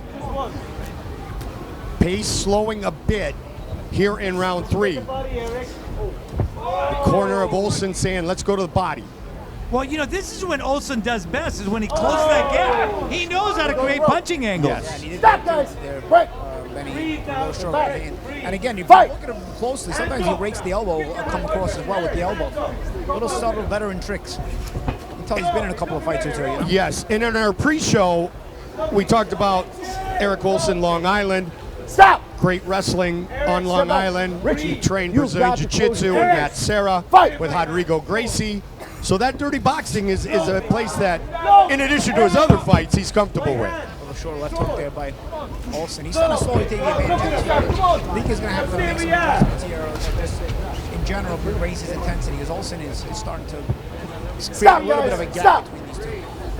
Leak, the BFBA Europe champion, BFBA World champion. No trash talk, respectful, soft-spoken, which is why Eric said, we're just going to fight. Don't need to talk. Let's just throw fists. Look at him. Look at his eyes. Throw that right hand now. You know, when Olson throws that jab, he's got a good jab. Yeah, he does. Stop, guys. He's starting to, stop. His body language is starting to look like he doesn't want to be a part of this anymore. You know, I'm not saying he's going to quit, but he doesn't look so enthusiastic to be in this fight. And it's been Olson mainly being first. A little short left hook there by Leak. But for the most part, it's been Olson looking to create and be first and take the initiative in this fight. There's that dirty boxing, that inside work. Stop, guys. Let's break. Fight. Olson is really good in that short distance. He just looked over at us and gave us a big smile. Well, that's because you heard you say the dirty box. There you go. He's like, yeah, Goldie, you're right. I am good there. Stop, guys, stop. Let's work. Fight. Again, every time off that break, Leak looks like he just, I don't know, he walks away. He's not with that confident demeanor. A little right hands there by Olson. Little elbow, never hurt anybody either. Stop. Step back. Olson throws a Szynkiewicz on the outside. The last fight for Richie Leak was last December at the O2 against Jody Miko, who we had on our BYB card. I think the skill level of Eric Olson has taken Richie Leak, much to what Paulie's talked about, and you, Benny, taking him out of his game. Exactly. And the thing that's impressive about Eric Olson, when he gets close, you think there's no way to be able to land any kind of shot. Somehow he's able to go ahead and find it. It's almost like he gets underneath the arm and comes over the top. I marvel at his ability to do that. I'll tell you what, he also creates space by using those forearms and elbows as well, you know? Sometimes you get an elbow in your face, you're going to back off, and all of a sudden there's space for a punch. His ultimate goals, crush people all over the earth. By the way, I've been doing that for years now, alone. As the fight continues, but Eric Olson, very composed, showcasing the skills that he truly has as a competitor and, of course, as a bare knuckle boxer here against Richie Leak in this heavyweight matchup. Thank you.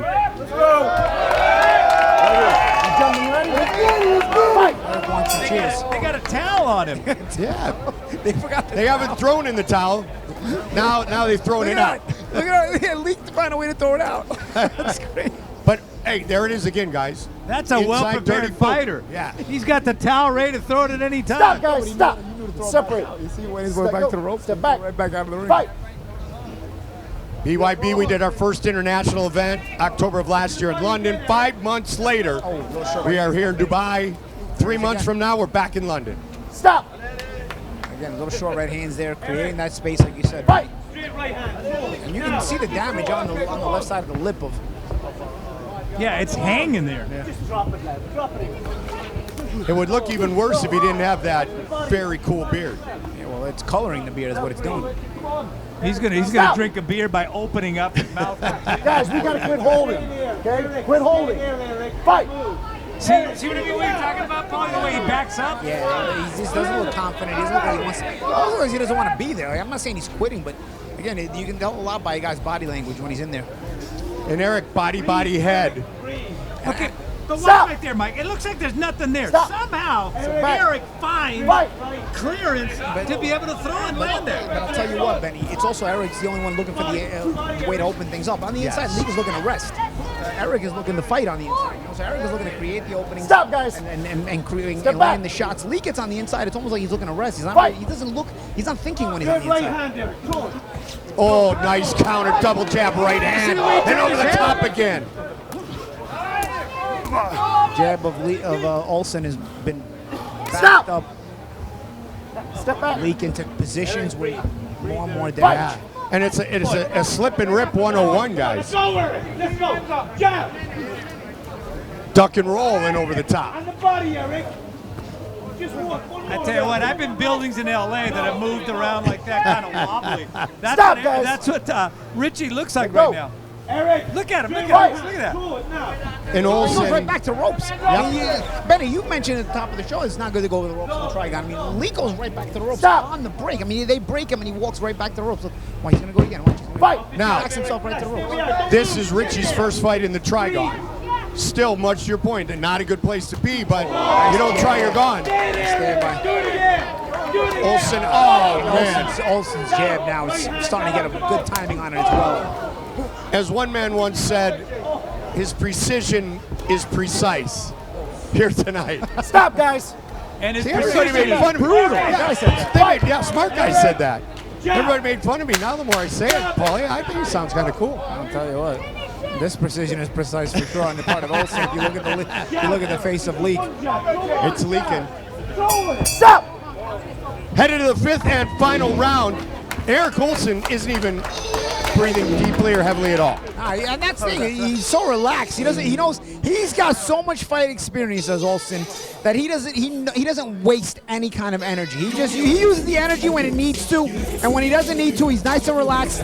He doesn't even waste energy to keep his hands up. He's so confident at this point. It's some of that action from that round. A double jab, backs Leak into the ropes, and then puts him in position to take those right hands. Again, it's the jab of Olson. It puts Leak into position. Watch, he raises him up, and then he puts him in a position to have to take that right hand. See how the reactions off the jab. The jab is not just for landing punches and not just defensively. There you see, by landing that jab, Leak, by trying to get away from it, gave Olson other openings that Olson can take advantage of. Look at that. He's not even raising his hand. Seconds out. Let's go. Practice. I don't want to have to tell you again. Fifth and final round. I'm back with a warning. Continue. Okay. Gentlemen, ready? Yes, sir. Fight. 3 minutes remain. Tonight, the first fight for Eric Olson under contract with us here at BYB Extreme. What is keeping Richie Leak up? I have no idea. Stop, guys, stop. Tough guy. Yeah. Guts on Back. display Fight. right Throw there. your jab now. Throw it. Throw it. If you want to win the fight, you're going to have to throw that jab. And there it is. Stand here. See the corner of Olson saying, if you want to end this fight. Okay, stop. Stop. I'd say he's thrown that jab with pretty high level of effectiveness tonight. And it's going to come again right now, guys. Mike, what time is it right now? It's game time. Yeah, but you know this is the time that Eric Olson's used to fighting. Yes, that's true.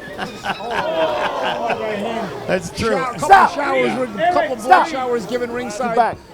Yeah. Fight. All over Scott Burt's orange suit. Yes. Stand here, Eric. Don't move. Eric's so comfortable, impressive performance, and he's busted up Richie Leak. You know, this is going to set up Eric Olson for a title fight here. I'm telling you, Back. when Eric want to continue, you need to quit holding. stays composed and fights like this, he shows you what he can bring to the triangle. Well, can you imagine DJ Linderman against Eric? Let's do it. And maybe Eric will want to do it in the UK just to make them mad at him again. I don't know if DJ wants that, but I mean, the way Eric's fighting, I mean, he's not cut. He's pretty relaxed. He might be ready to go in June when we go to the UK. He might be ready to go in Rock Hill, South Carolina. And you know, he loves to go to the, you know, he says, I love to go to my opponent's hometown. Yes. Let go. Step But back. then he's American. Fight. Exactly. By the time June comes around, he's probably going to have 3 or 4 underground fights before that anyway. He might have one tomorrow. At this time. Yeah. He said, I'm just going to say, I hate British people. They hate me more. Being in England makes my depression even worse. So I moved to Scotland. And tonight he's putting on a great show. Oh, good right hand, left followed by a straight jab. The old one too, but it was a 2-1. Stop, off the feet, off the feint as well. Good Yeah, start. but Richie tried to bring his hands up, and he couldn't even bring them high enough to block that off. He's staying up too high on the ropes. You don't want to stay up high on the ropes like that. When you get on the ropes, you got to keep making yourself a smaller target. And the height advantage, it seems, for Richie Leak has been a big disadvantage because he's not found a home punching down at Olson. But I'll tell you, Leak has to start getting down low when he's on the ropes. I know his height is an advantage, but not at that close range. It becomes a disadvantage. When he runs out of room, he's got to make himself a smaller target. And by raising his head up, it's allowed Olson to land some good shots there. 1, 2, 3, 4, 5.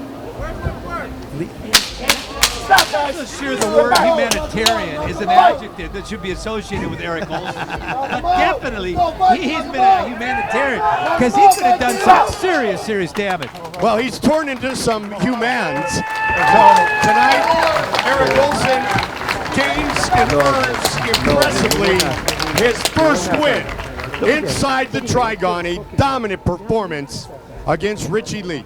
That's a rough flight home, man, when you tomorrow for Leak. I used to always wonder if I had bad cuts or bad swelling the next day, how people would take it on the airplane.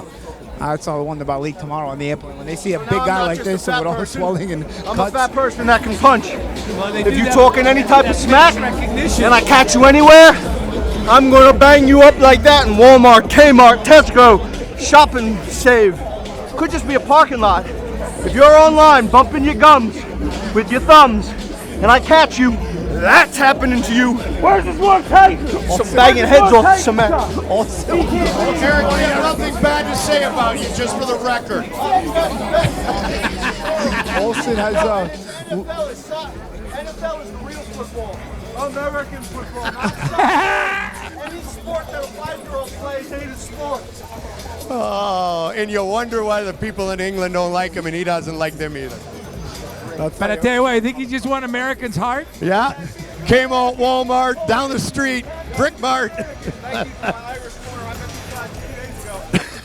I met these guys 2 days ago. Eric.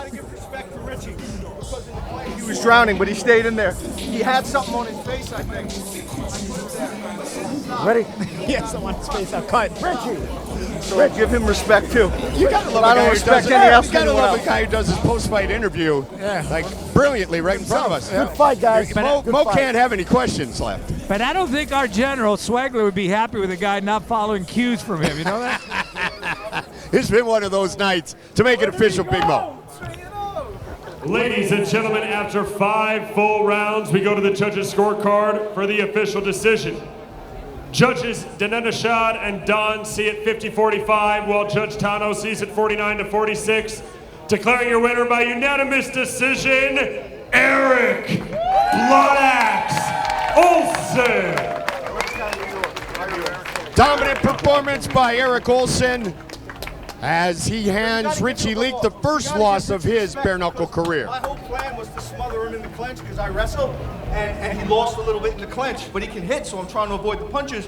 But he was taking damage. I think he might have an injured rib before the fight. I think he was sick before the fight, so he still got in and did it, because when I was hitting his rib, I heard him grunting. And, you know, so you can't take anything away from him. Excuse me. I got a lot of fights. My record was announced wrong. Technically, I'm 6-6 with 2 DQs, so 12, 14. Yeah, so, you know, you got to thank Jim, too, because without Jim and Joe, at BKB Trademark, I wouldn't be here. I was the first American fighting out of England for them. And then they okayed the switch to BYB. So nobody can knock Richie, man. He's got some cuts on his face, and he kept fighting. He kept being dangerous. I kept countering because I didn't want to get hit. So everybody got to just give him respect in his corner. Eric, you jumped the gun on me, man. Come here to ask you some questions. You jumped the gun on me. First off, no, it's all good. Congratulations, Eric. They say that, you know, if you find a job that you love, you'll never work a day in your life. Do you think that that applies to you as a fighter? No, because fighting's stressful, man. I was in my room watching Homelander speeches all day because I was getting like bad anxiety because I've been on the Core Sports put me up. Thank you, Hannah. Thank you, everybody in there. So no, today was rough. The week's been rough. Today was badly rough. Like I watched that Homelander speech where he talks to himself like 90 times.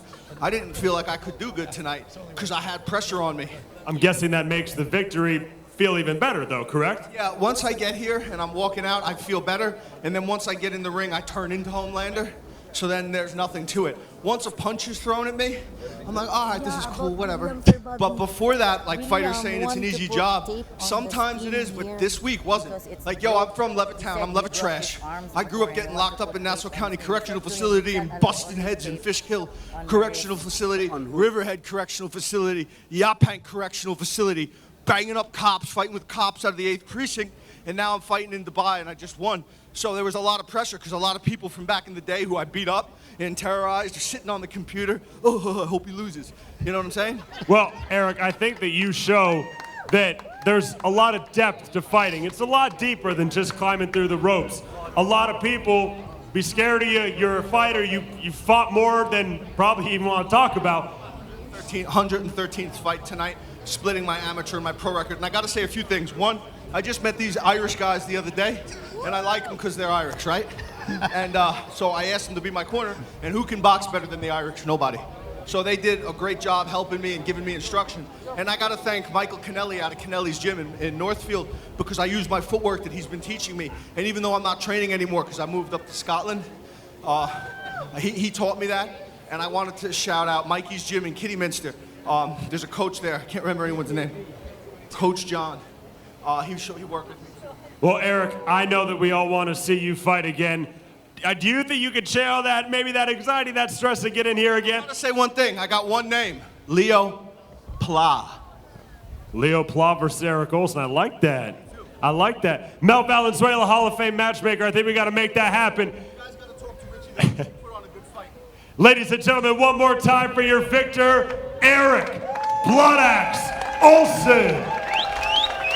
Richie did show a ton of heart, and Eric gave us the entire story. And Eric, if you're 6-6 coming in, I got bad information. I'm not the one who messed it up, and I'm not putting it on Twitter, just for the record. But his whole experience is 113 fights. Yeah, yeah. Well, and that's not counting the other 1,013 that he had between ages 14 and 15. You know, people don't realize Eric is dyslexic. That's why he was answering the question before they gave him the question. And he proved it to me. He said to me, ZYXWVUTSRQPNM LKJISGFEDCBA. He did the alphabet backwards.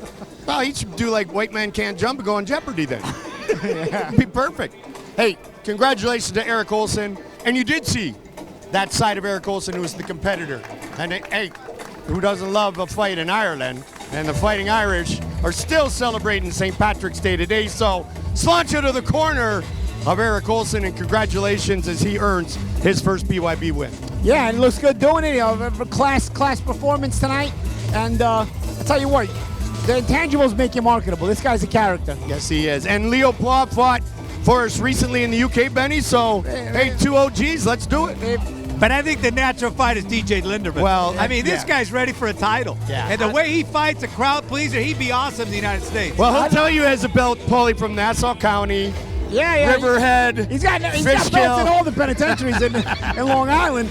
But I'll tell you what, I'd like to see the Lindemann fight as a title fight. But with Leo Pla, he's also got some history in some of those underground fights that he's told me about as well. Things starting to come together here in Dubai, boys. Oh, absolutely. I can hear both of you. You sound great. You both sound great. So we kick the show and we move forward after a dominant performance by Blood Axe Eric Olson in his first fight with the Stars and Stripes on his short, his first fight as a BYB signed fighter, and this the first event here in BYB. So we will have fighters from 11 countries tonight. We went to a fourth country in Thailand within an 8-month span, and we have 2 more countries we're coming to in 2024. I got to corner Mike Vasquez like you guys do and find out where we're going next. But right now, we're just enjoying where we are today, and the best is still to come because the Police Gazette Diamond Belt is on the line in our main event of the evening. But now, it's time for the coach. Cruiserweight matchup, Coach Mo, Mohamed Garabi, ready to take on Ivan Wycliffe. And here is our tail of the tape for this matchup. Wycliffe taking this fight on basically a day's notice. Both men 36 years old, 194 for Garabi, but Ivan Wycliffe, Gungan Tamale, the Rock East Beast, born in Uganda. He has lived here in Dubai. He's a boxing coach here. He's been here for 5 years. So, hey, that's the weight he is. Muhammad was supposed to fight at cruiserweight, 195, he made weight. So let's do battle. Let's bring him in with Big Mo. Moving right along, ladies and gentlemen, in this history-making bare knuckle card here in Dubai, 5 3-minute rounds in the cruiserweight division. Introducing first, fighting out of the blue corner, please welcome to the Trigon, Mohamed Garabi. The champ is here. All right, this is my shit right here. The champ is here. This shit is crazy. Mohamed Garabi, you know, he got himself in great shape. They had 2 other opponents fell out before this one materialized, but he stayed with it. He said, I want to fight, I want to fight. They were able to fight the opponent for him, and now here he is. They had the chance to fight out here in Dubai, a chance to fight out here with BYB, chance to fight out here in the first ever bare knuckle show in the history of Dubai. You know, it was an opportunity he could not afford to miss in his mind. He was training hard for it, and he was happy at the time that opponent. Like them.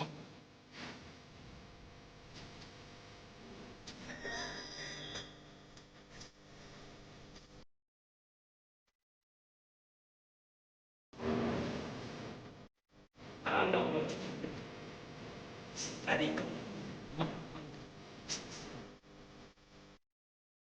And for his students, this has to be a great opportunity. They get to see their coach fighting right here in Dubai and seeing what he does and applying all those things that he's trying to teach his students.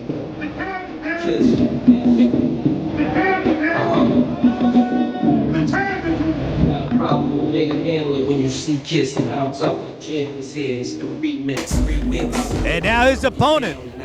This is Ivan Wycliffe Gunga, coming to us all the way from Uganda. And his opponent, fighting out of the red corner, here is Ivan Wycliffe.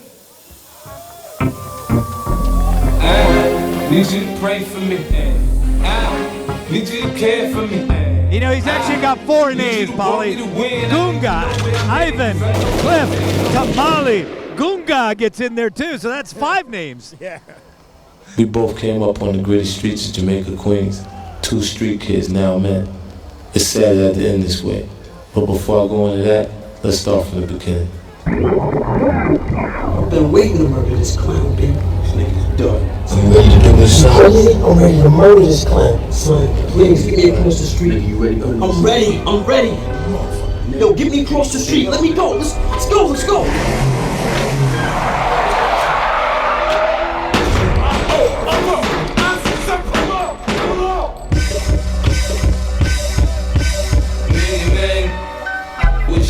Upon me, blood in my eye down and I can't see. I'm trying to be what I'm destined to be, and niggas trying to take my life away. I put a hole in a nigga for fucking with me. My back on the wall, now you don't see. Better watch how you talk when you talk about me, cause I'll come and take your life away. Many men wish death on me, Lord. I don't cry no more. Don't look to the sky no more. Have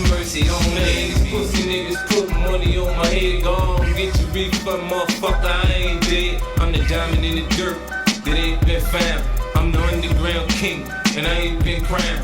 When I rhyme, something special happen every time. I'm the greatest, something like Ali in this prime. I walk the block with the brothers, I be not on the humble. Swinging hops when I rumble, show your ass with my gun. Got a temper, nigga, go ahead, lose your head.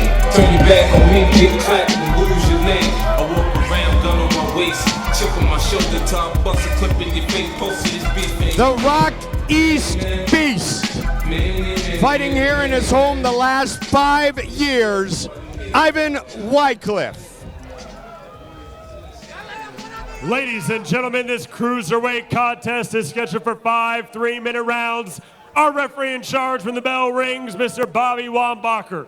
And this contest is brought to you by the GC3 Group. Let's meet the fighters. First, fighting out of the blue corner. He stands 5 feet 7 inches tall. He weighed in at 194 pounds. He is making his bare knuckle debut, and he fights out of Seda, Lebanon, introducing Mohammed the Killer Garabi. And his opponent, fighting out of the red corner, he was animated. 5 feet 5 inches tall. He weighed in at 177.58 pounds. He is making his bare knuckle debut, and he fights right here in Dubai, in the UAE, by way of Kampala City, Uganda, introducing Ivan Wycliffe Ganga Tamale.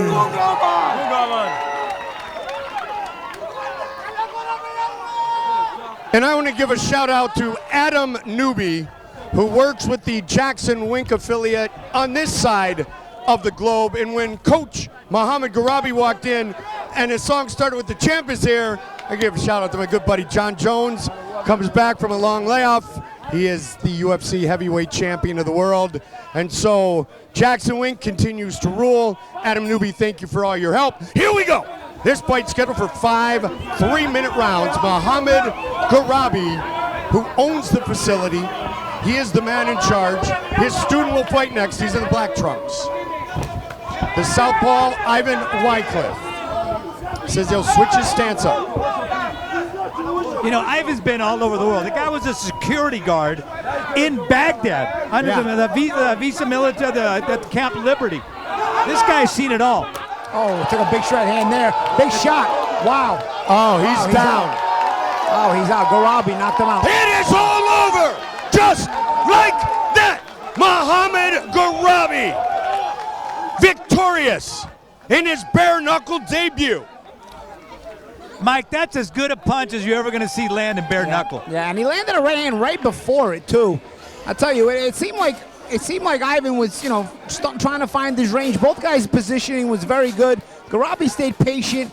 Ivan came up a little short with a couple of left hands, but neither guy really gave up his position very much. And then all of a sudden, Garabi just landed a big shot. You start to wonder, is it the last-minute replacement, the fact that he's 16 pounds below the weight? Because that shot had a big effect on him when it did hit him. And keep in mind, he's 16 pounds lighter than Garabi, and you could see the physical size disadvantage in there when they got in there. But that punch landed on the Vega nerve. When you land that punch on that Vega nerve, you see the total trauma, and he went down face first. Oh, yeah. And of course, being the bigger guy, it lands even harder on the Vega nerve. Well, I'm Googling Vega nerve right now, so give me a second. Here, let me hit you there. No, thank you. And especially don't kick me. You got a strong foot. That'll be your next hockey move. You know that Vega nerve. Yeah, just don't hit my teeth. I spent enough on it. Down goes Tamale. Mohammed Garabi. Oh, he's out. He is out. Vega nerve is right on your left side by your leg. Yep. And that's with the stiffening of the arm, right? See, Garabi stays calm. Right in there. That gets your attention. And then another couple of shots, and that's it. Great job in the trigon by the veteran Bobby Wambacher. That's a big shot. That was it, right on the neck. The blood hook, a good hook there as well. See, the shot on the nerve already kind of turned him off a little bit. And then the shot to the chin with the hook finished the whole thing completely. You can see he was already hurt from that initial shot from the right hand. You know, we talked to him yesterday, Mike, and he seemed so calm. Yes. Now he turned into a killer. Yeah, there's no question, and that happens to be his nickname. 7 wins in mixed martial arts, 6 by knockout. He has fought for Brave FC, and Brave is a wonderful promotion that's truly going global. And as Mohammed said, with that Garabi karate pedigree, I put people to sleep, and he certainly did that right here, right now. So if we had to pick the knockout of the night so far, that's it, huh? I would think yes. I would think yes. To make it official, once again, we get it to Big Mo. Ladies and gentlemen, referee Bobby Wambacher calls a stop to this contest at 37 seconds of the very first round, declaring your winner by knockout, Mohammed the Killer Garabi.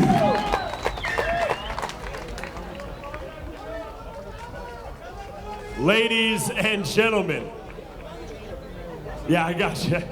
I'm joined here by Mohammed Garabi. We have a translator just in case, but I think you're excited, so you may as well take the question yourself. Congratulations. How do you feel? I'm so proud of me. I'm very happy. أنا كتير مبسوط حأحكي بالعربي الإنجليزيتي على قد شوي. أنا كتير مبسوط اليوم موجود بدبي، موجود بهيدي المنظمة العالمية كأول مرة أجت على دبي، وكنت أنا أول لبناني وأول حدا من الشرق الأوسط بقدر ألعب بهيدي المنظمة وبكون بأسرع ضربة قاضية. الفضل لله عز وجل أول شيء، وبرجع للحج مصطفى مدربي ولكل أعضاء النادي عندي، لأهل مدينة صيدا ولبلدي لبنان، عم نمثل لبنان. شكرا كثير لكم، كل التيم اللي معي، صلاح الحاج، ميريانا، الفريق كله اللي ساعدني، شكرا كثير لكم. First of all, he needs to thank all of you guys, and a special thanks for our country, Saida, and for his coach, Mustafa Zaino. It was the first and fastest knockout for today and for tonight. We smashed the guy. Hope we will grow more and we will have another fight. We are ready! I have one more question for you. Tonight was a history-making event to bring Bare Knuckle here. You can help bring Bare Knuckle. You have helped bring Bare Knuckle to this area of the world. How does that feel for you? Do you want to keep fighting Bare Knuckle? Do you want to help grow this sport around the entire globe? Okay.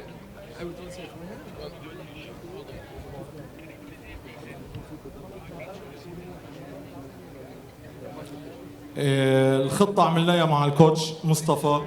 درسنا الخصم بيومين، اخذنا الفايت 3 مرات، تغير الفايتر اللي إلي وكنت مصر انه العب.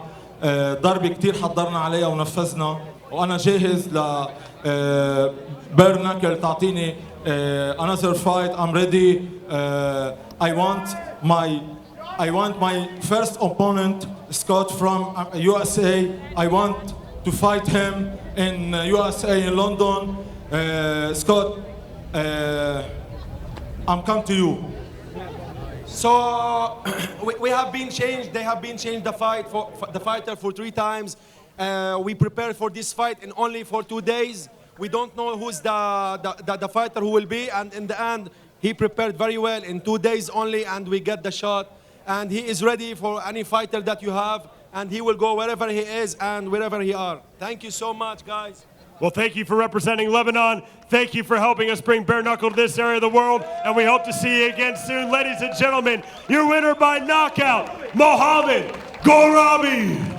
Regardless of any language or translation that was needed, the smile on the face of the leader of Team Garabi, of Mohammed Garabi, tells the story, Paulie. Oh, yeah, absolutely. I mean, what's not to be proud for? You Right? know, a great knockout, a great debut in BYB, and he's looking for bigger and better fights. Obviously, he wants to grow the sport, but also when you come in and get a knockout like that, and you look like Garabi, you know, Garabi has the look of, you know, an Adonis. He has that look. Yes. And then you can fight behind the, you have the fighting ability behind that look.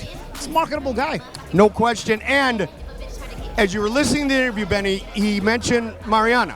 And Mariana Kamara is set to fight next. And Mariana Kamara is his student. They came into the fighter interviews together, and they were very, very proud. And he kind of looks at her, who's 5'1". She's very much shorter than 5'2", Agnesa Kirikozian, but he wants to see his student perform well as well. Exactly, and yesterday he was so calm. Yeah. So calm, looked like the most passive guy in the world. But when you look at the calves that guy's got, it's kind of like a Manny Pacquiao type calf. And you can practice with that kind of speed, but with that kind of power, the way it comes down from that punch is on you so fast. Yeah. And usually muscle-bounded guys like that don't throw straight shots like he does. But he was very adept at coming right down the pipe, powered by the hips and those calves. He's got those calves in his. Coach's got a Celtics jersey on. I know it's different. I'm just trying to be funny like you, Benny. I'm failing. I'm sorry. Yeah, because from the waist above, it's cosmetic. From the waist below, that's a franchise. So there he is. He's getting ready, literally, to corner. Yeah, barely broke exactly. To corner Mariana Kamara, who is making history here tonight. Second female fight, but she is the first ever Arab Muay Thai female world champion. She's a Thai boxing world champion. I mentioned it earlier. She's got a finish that you got to look up on YouTube, spinning back fist. That was absolutely, Raymond Daniels, the human highlight reel, would have liked that one. Yeah. Didn't Matsera get St. Pierre out with a spinning back fist as well? He got him out with a big punch, that's for sure. Yeah, that's for sure. And the thing that will mean more, I believe, tonight, Benny, than the win for Garabi himself, will be if Mariana performs well. Well, in these days, it's called multitasking. Yes. And that's exactly what he's doing tonight. He's going from a fighter just knocked the guy out. Now he's going to go ahead and apply his knowledge to try to get through to the student. But, when you talk about that backhand, the key is, and you mentioned that before the fight, you do that backhand, and then if you turn the hook on it, you can use it in bare knuckle. And Carlos Guerra did a great job of it. Yeah. And with the Muay Thai background of Carlos Guerra, to have the discipline to not use a move that he's probably not only done in battle, but in training thousands of times, pull that hand back and then come back with that hook to finish. Maybe we'll see a little bit of that from Mariana, or maybe Agnesa will have something to say about it. We'll be curious to see. Yes, it will be fun. Spitfire, Agnesa Kirikozian. She is set to make her debut as well. Born in Armenia, fighting out of California, competed in cross country. A teammate of Jessica Smith, who we saw earlier. Sergio Jimenez will be in her corner. AJ Easley has a great team in California. Our tale of the tape for this super flyweight matchup. Kirikozian, 5 years the elder of Mariana Kamara. 5'1", 5'2", reach 54-55. But I got news to you. These women are ready to fight. Cannot wait. Big Mo. Ladies and gentlemen, we here at BYB Extreme and Core Sports would like to sincerely thank the Dubai Sports Council for helping bring Bare Knuckle to this wonderful city and introduce the sport to this part of the world. Moving right along in our card, scheduled for 5 2-minute rounds in the super flyweight division. Introducing first, fighting out of the blue corner, please welcome to the Trigon, Mariana Kamara.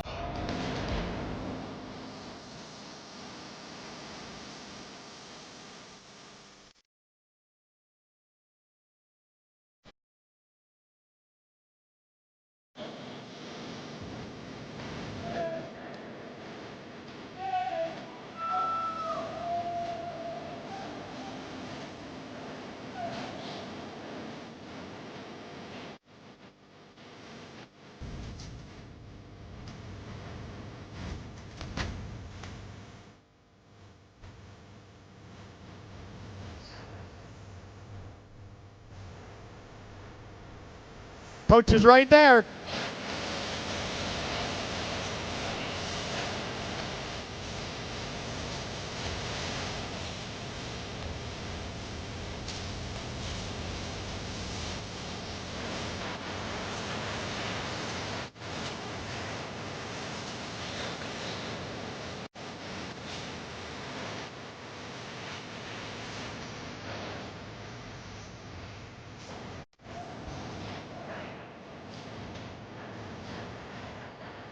Her style is aggressive and unpredictable.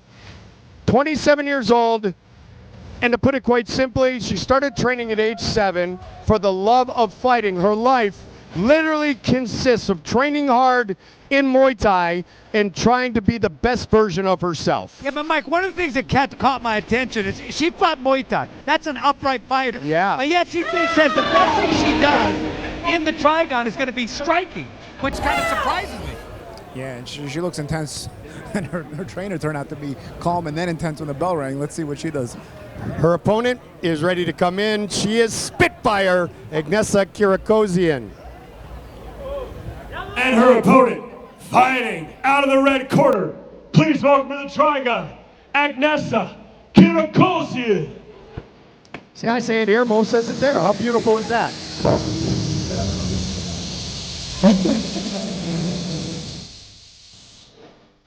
Spitfire moved from Armenia to the United States at age 9. Started at a boxing club at Glendale Community College.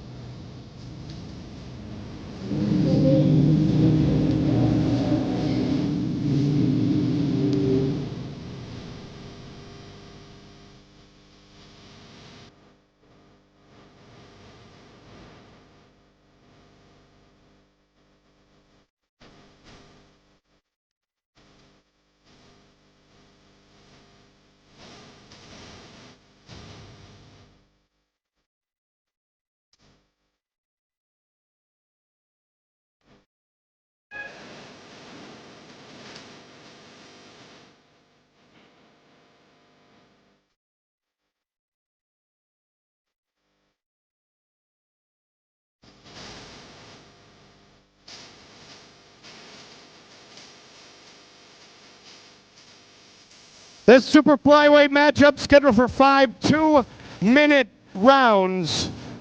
Fighting in BYB, Agnesa said, and I quote, BYB is the closest thing to becoming a modern day gladiator. And it's a great opportunity to showcase my talent and test my skills. She is Agnesa Kirikozian with the official introductions once again. Big Mo. Ladies and gentlemen, this super flyweight contest is scheduled for 5 2-minute rounds and is brought to you by Pick Cherries. Our referee in charge when the bell rings, Helmi Lendosi. Let's meet the fighters. First, fighting out of the blue corner. She stands 5 feet, 1 inch tall. She weighed in at 117.1 pounds. She is making her bare knuckle debut, and she fights out of Ceuta, Lebanon. Introducing Mariana, the heroine, Kamara. And her opponent, fighting out of the red corner, she stands 5 feet, 2 inches tall. She weighed in at 113.5 pounds. She is making her bare knuckle debut, and she fights out of Bagar Shapat, Armenia. Here is Agnesa Spitfire Kirikozian. Yes! Go! Get it, girl. Kirikozian, 6-1 with the gloves on, 5 wins by knockout. She just boxed 22 days ago.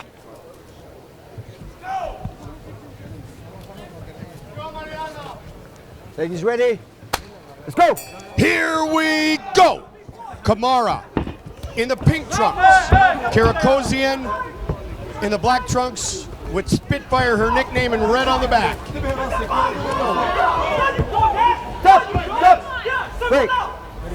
Kirikozian taking it right to her from the start. Yes. Boy, she is very accurate, too. I mean, that's a great leverage on those shots. Both women land. Yep. Kirikozian's a physically strong fighter. Even on the inside in the initial clinch, she pushed Kamara back to ropes. Now she pushed her off her. So now she's kind of south. See, this is the point I made about being an upright fighter. When you're a Muay Thai guy, she's very uptight when I'm talking about Kamara. Whereas Kirikozian, she bend that knee, come up from the hips. Tell you what, something I noticed on the inside, Kirikozian is smushing the face of Kamara with her bare palm. That also can make things uncomfortable and also block the breathing of the opponent. And goes to the southpaw stance and lands a left hand. Yeah, you can see the boxing background of Kirikozian. She's a Golden Glove champion, guys. Amateur ABF Continental champion. Had 11 wins in 1 year in the blue and gold back in Oxnard. Kamara looks a little bit out of her league here. She's not totally incapable, but she's a little bit confused, I'll say, on the inside. Kirikozian, her footwork is absolutely absolutely. Side to side, and then throws that shot from the hip. Look at the way she moves around. And Kamara's having a hard time getting off first. I mean, she can't find the range, and she can't get off first. And even when she gets off, you see her feet. It's that Muay Thai background. She's crossing her feet as she's coming forward. She's walking and not shuffling her feet. She's straighter than the Statue of Liberty. You know that? I mean, just straight up. Like the statue of Roger Federer outside. Agnesa off to a very impressive start. 2-minute rounds, 5 of them scheduled if it goes that deep. Kamara has also not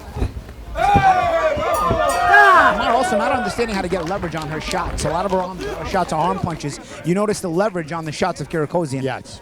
Now, Mike and Paulie, look at the shoes that Kamara's wearing. Yeah. She's wearing regular tennis shoes. Yeah. And, you know, explain that. We're in a tennis center. Yeah, we're at the tennis center, but explain that what that does to a fighter. No, I know. You don't want to be slipping. It messes her footwork up, and you see the boxing shoes on for Kirikozian. You see her background and where it's at, and you can see the big difference in the first round was the footwork for sure. You know, it was Kirikozian's ability to be in and out of range.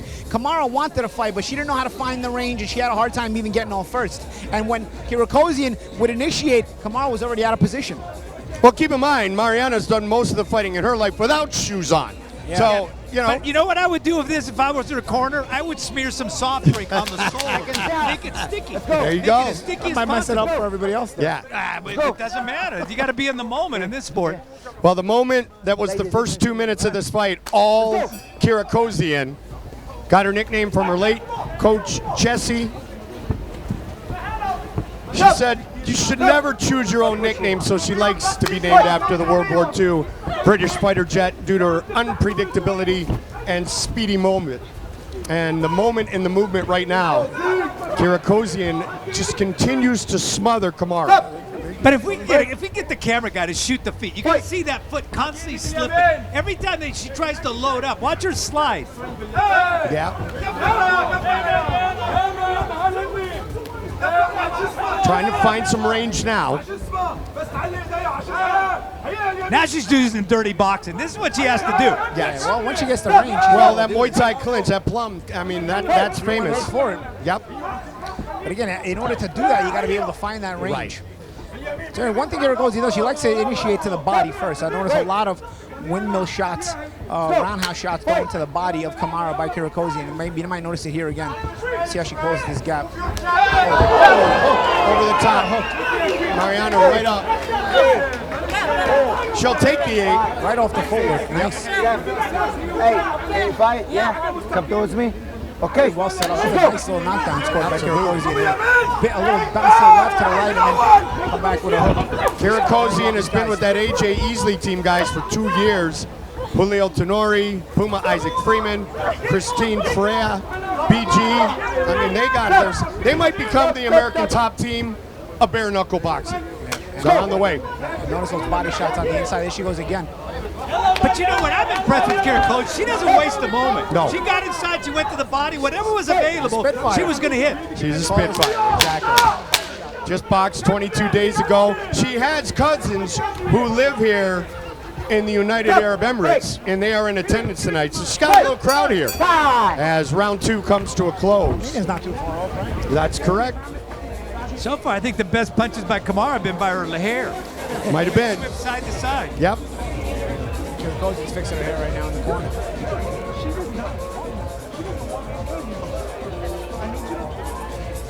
Coach Sergio told us about Agnesa that she has spectacular technique and she utilizes it well. She's brilliant at the basics, and we're seeing it, guys. And really, she's just making life uncomfortable for Kamara. Even on the inside, as you see here, the Spitfire nickname, she lives up to it.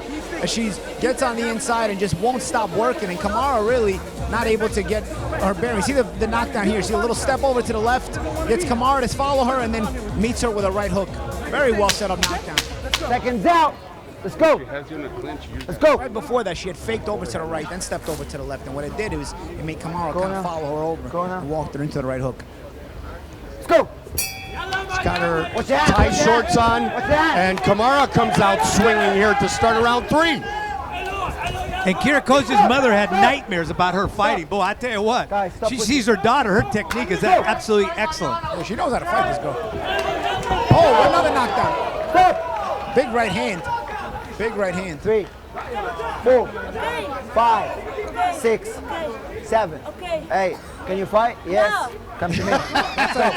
Kamara's offended if she's even getting the count. But, you know, I said I was fine in 4. It's part of the rules to be counted to 8. She's sliding with her feet. I'm going to harp on that the whole night. Those are the wrong shoes. Yeah, but it's also the Muay Thai. It's, instead of shuffling forward, pushing off the back foot, she walks forward. That being said, she's making this a little bit more 50-50. Not quite here in the third. Kamara is starting to land. And let's see if, I don't think Agnesa will fold it all, but the confidence of Mariana Kamara may be growing. Yeah, she's tough. Yeah. Yeah, when she has 8 to get back to her senses and wants to go 2. When you start out during the introductions like her trainer did, both of them yelling at Big Mo when they announced their name. Now you got to live up to it. You know, You got that Big right. Mo got yelled at by both sides. Up. Here we go again. That was just a takedown. That's a sack. Again, physicality. But you can see it, Kirikozian is so much stronger. Yeah. So much stronger. She does whatever she wants when she backs her up. Yeah, and those bully tactics also help play a psychological role as well. No question, Paulie. And by the way, Agnesa Kirikozian, the Armenian, 6 of her 7 professional boxing bouts in Mexico. She's been in there tough. Again, look at the forward. Look at the way Kirikozian knows how to step back, forward, and back, and the way Kamara follows her. It's a discrepancy of footwork that allows Kirikozian to be able to have the sharper shots and be first. Yes. Even if Mariana wanted to throw a spinning back fist, which would not be legal, she's got no room to do it, Benny. Absolutely not, because she's doing a beautiful Kirikozian and smothering her. And then she's very good, because that's not an easy thing to do.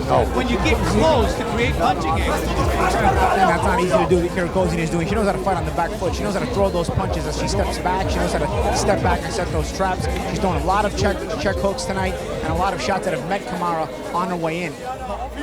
Like right there. Like that was one of those hooks, yeah. And that was from the previous round. That was a knockdown from the previous round where she stepped on. Again, the fake this way, get her to follow, and then boom. Established in the 18th century as a small fishing village. We are in Dubai tonight. It has grown rapidly, to say the least. It's all about a focus on tourism, luxury, the tallest building in the world and the smallest surface in combat sports. We're in round number 4 of this super flyweight matchup. Kirikozian in the black, the pink for Mariana Kamara. Up. Tell you what's wide open, that uppercut. Kirikozian can throw that uppercut. Look, see the way she leaves right there? She leaves that chin wide open. If she can come up with that, it'll be over. Great. The one thing Kamara has displayed, she is in incredible shape because she has taken some really heavy body shots and she just kind of walks. She's getting in more, but she walks away from him, Paulie. Takes any here, but why? Watch the forward. Go. Watch the difference of forward. Look at the feet of Kamara as a Kirikozian initiated. But even when Kirikozian goes backwards, let's see if they go see. Let's see if she allows Kamara to come forward. Look at the way Kamara comes forward and the way Kirikozian. Now she's being on the front foot here. Well, when she goes back, it's a trap. Enticing her to come in. Again, it's Kamara comes forward like a Muay Thai fighter where she's up high and she's just crossing her feet and she's not able to close the gap. That was going to take away. Yeah, you know what? I was wondering. So he warned her already. Yes. In the previous round, he warned her. 1 point deduction from the referee for the continuous pushing from Kirikozian. Almost take that psychology role here. Yeah. You know, Mike, you told that story about Kirikozian's family not wanting to be an artist. I'll tell you right now, Kamara wishes she would have been an artist. Glendale Community College, Media Arts degree, cosmetology license. Slip. Yep. That was a slip. I mean, she had an opportunity to land something right there, and her feet went out. There it is. Seconds out. Let's go. Fight. Big body shots. I tell you, Kirikozian's been targeting the body well this round. Made the point earlier, Kamara, she's got some ab strength because she's been taking it. You know, and Paulie, I'm going to ask you this. A fighter trains. You train for bare knuckle, and then you train for Muay Thai. There's a contradiction there, right? A little bit in the footwork, yeah. You know, I mean, obviously fighting's fighting, but a little bit footwork really hurts you. And you come back from, we see some of the action in that last round there with Kamara taking some shots up against the ropes. And Kamara winds up just holding on, trying to dirty boxing, but in reality, she's just holding on for dear life. So Kirikozian is trying to free herself, and a lot of times that was creating the pushing. Look, Kirikozian is just trying to free herself here. Kamara's not really doing dirty boxing. She's holding, but she's not hitting. She's not doing dirty boxing. So there, you know, Kirikozian winds up pushing in order to create space. Because Kirikozian really does live up to her nickname, like a Spitfire. She looks to create space. Second down. Even there, the referee even only took a point away from Kirikozian, which may be mandated. You got to warn Kamara for it. If she's going to hold like that, she's going to work. Because all Kirikozian is looking to do there, big hook, again, check hook. All Kirikozian is looking to do there is create enough space to work. 6, 7. Again, that's coming out straight up. You want to fight? Kamara. Yes. Walk this way. Walk this way. Okay. Coming in straight forward, up high. You walk into these check hooks. All the fighter who's backing up has to do is throw the hook on your way in. You're gonna walk right into it. And look how upright she is. Yeah. Kamara, you're used to tap it. You're used to tapping that front foot, throwing a teep, the foot jab, and she's not able to do it here. Stop. Uppercut lands. For Mariana Kamara. When you come into just punching, boxing, and bare knuckle and regular boxing, you've got to adjust your footwork because these are the kind of things that boxers will take advantage of. And I think she wishes she just wouldn't have worn shoes at all tonight, honestly. Not only because of the slip, but because she's used to it. Now the rules might mandate you gotta cover those feet, you gotta cover those toes. It's not Muay Thai, but those are not friendly shoes on this canvas. And again, it's just holding, not really looking to hold and hit. All Kirikozian is doing is looking to create space. But every time there's that clinch, Kirikozian is smart enough to get down and then use the power of her legs to go up. See right there, see how she's slipping? She almost did the splits right there. Who's trying to work inside? Who's trying to create space to work inside? And that's Kamara's only chance is really to work on the inside. No on the question. outside, her footwork is not good enough. But on the inside, when she's got money, but even Come on, fight! To the body. And again to the body. Both these women are tough.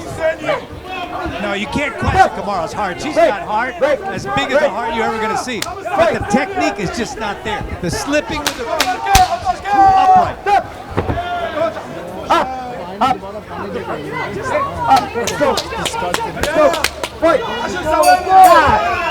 They go the distance.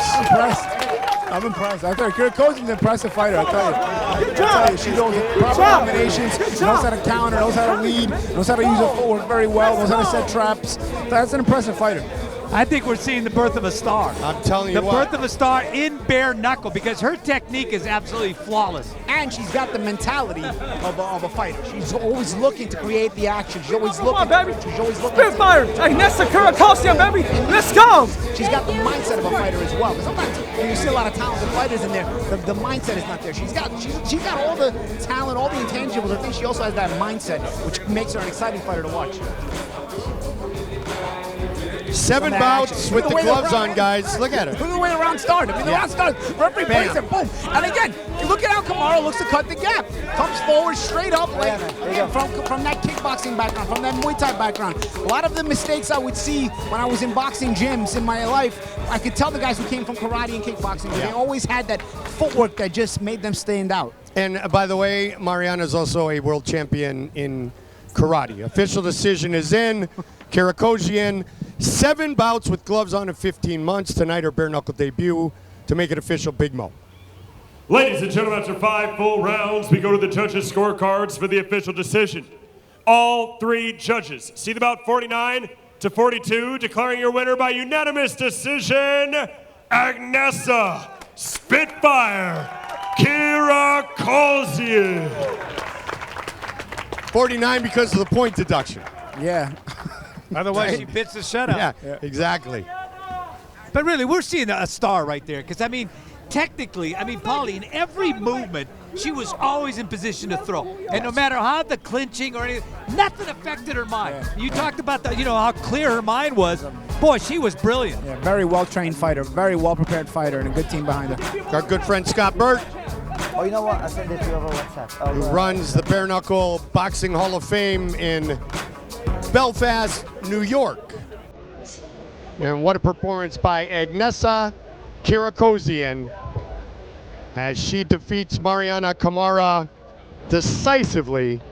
And I agree with both you guys. I think we're seeing a star in the making coming out of one of the best teams being established in this sport right now, Benny. Now we got to do is, can we find an opponent for her?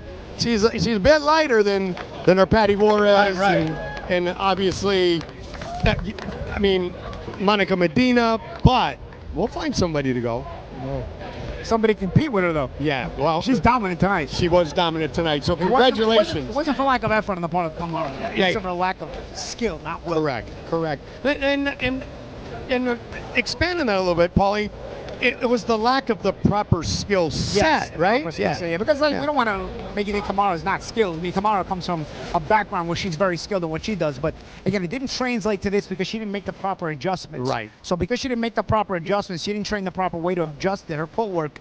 It really, and she was up against a very good fighter on top of that. I mean, one thing doesn't translate, and then you're up against somebody who's used to boxing, but she was up against somebody who's a very, very good boxer and knew how to really take advantage of all the mistakes that she was making. Kamara has the mindset, but she's going to have to make the adjustment if she's going to compete in BYB again. She can go back and do what she does, and the mistakes she was making tonight wouldn't be mistakes like she does. But if she's going to come here and do BYB, she's going to have to make those adjustments. I'm going to use an outside factor. If you're going to fight in a boxing right there in that type of surface, get the right shoes, for God's sake. I'm telling you, I do not disagree. I do not disagree. That's exactly how it goes. All right, we've got some great featured matchups on the card now, and some matchups that we really, really like. But before we move ahead, I just want to say that the Bare Knuckle Hall of Fame likes guts and courage, and they like people who will leave it all in there. And Scott Burt just handed me a note. Because of the guts and spunk of Mariana, the Bare Knuckle Boxing Hall of Fame, they're going to purchase a pair of boxing shoes for her.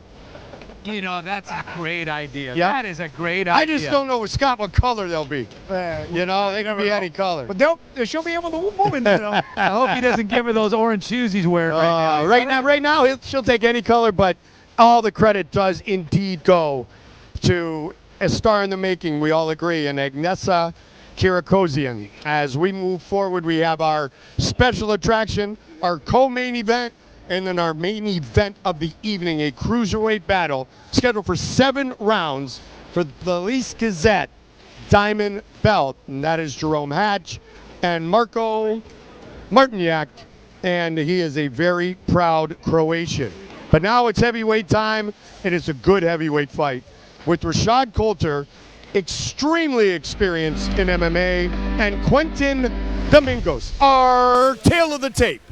Coulter lives in Dallas, Texas. He's from Newton, North Carolina. He is 41 years old. Domingos, family in Portugal, fighting out of France. Much younger. The reach is identical.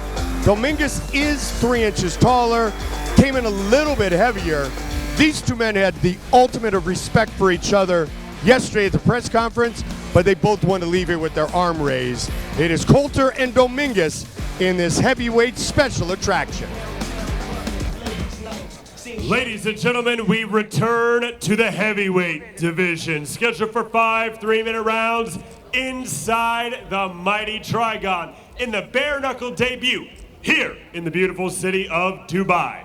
Introducing first, fighting out of the blue corner, please welcome to the Trigon, Quentin Domingos.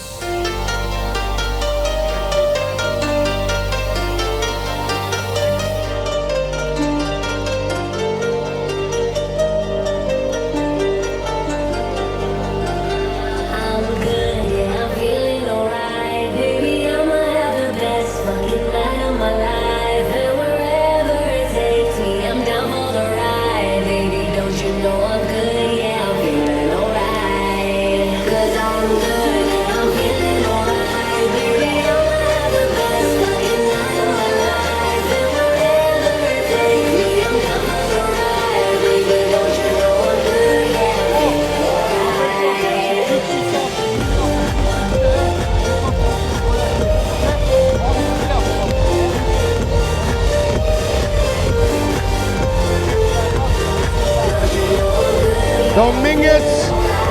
His parents are from Portugal. He was born in France. He lives in France, but he's very proud of his Portuguese heritage.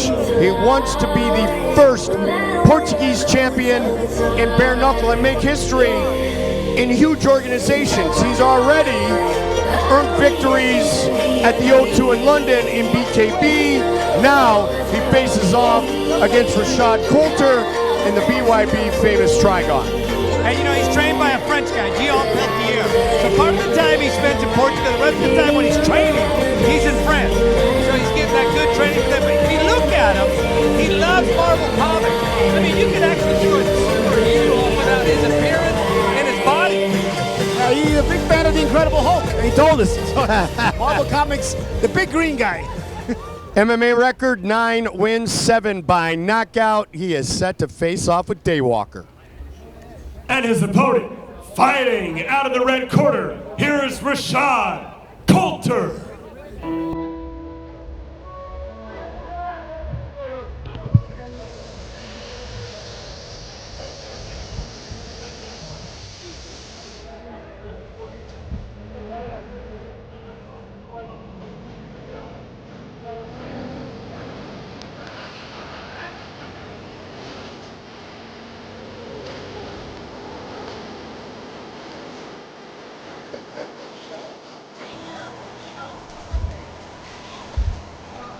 Coulter fought inside the octagon in the Ultimate Fighting Championship. Got 9 wins in mixed martial arts, 8 of those by knockout. Coulter, 41 years old, fighting out of Dallas, Texas. He just boxed 36 days ago. One of his training partners, one of my favorite fighters of all time, Uriah Hall, who is world famous for one of the most vicious knockouts in MMA history, which has happened to be during the Ultimate Fighter. Yeah, and what he says he does best is very accurate with that jab. And it's a sharp jab, and it's a very speedy jab. And Paulie, that could set everything up for you. Yeah, and in bare knuckle, I'll tell you, the jab's going to be a very good weapon. I mean, it can be annoying, it can open up cuts, it can bust guys up, and it can create mistakes. Look at those traps, though, by Domingos. They look like a landfill in Boca Raton, Florida. Look at the size of those things. Ladies and gentlemen, this heavyweight bare knuckle contest is scheduled for 5 3-minute rounds. Our referee in charge when the bell rings, Mr. Bobby Wabacher. And this bout is brought to you by Seneca. Let's meet the fighters. First, fighting out of the blue corner. He stands 6 feet, 3 inches tall. He weighed in at 263.2 pounds. He comes to us with an undefeated bare knuckle record of 1 victory, no defeats, with 1 no contest. And he fights out of Teixoso, Portugal, by way of Tourcoing, France. Here is Quentin Ruskov Domingos. And his opponent, fighting out of the red corner, he stands 6 feet tall. He weighed in at 251.5 pounds. He is making his bare knuckle debut, and he fights out of Dallas, Texas, USA. Here is Rashad Daywalker Coulter.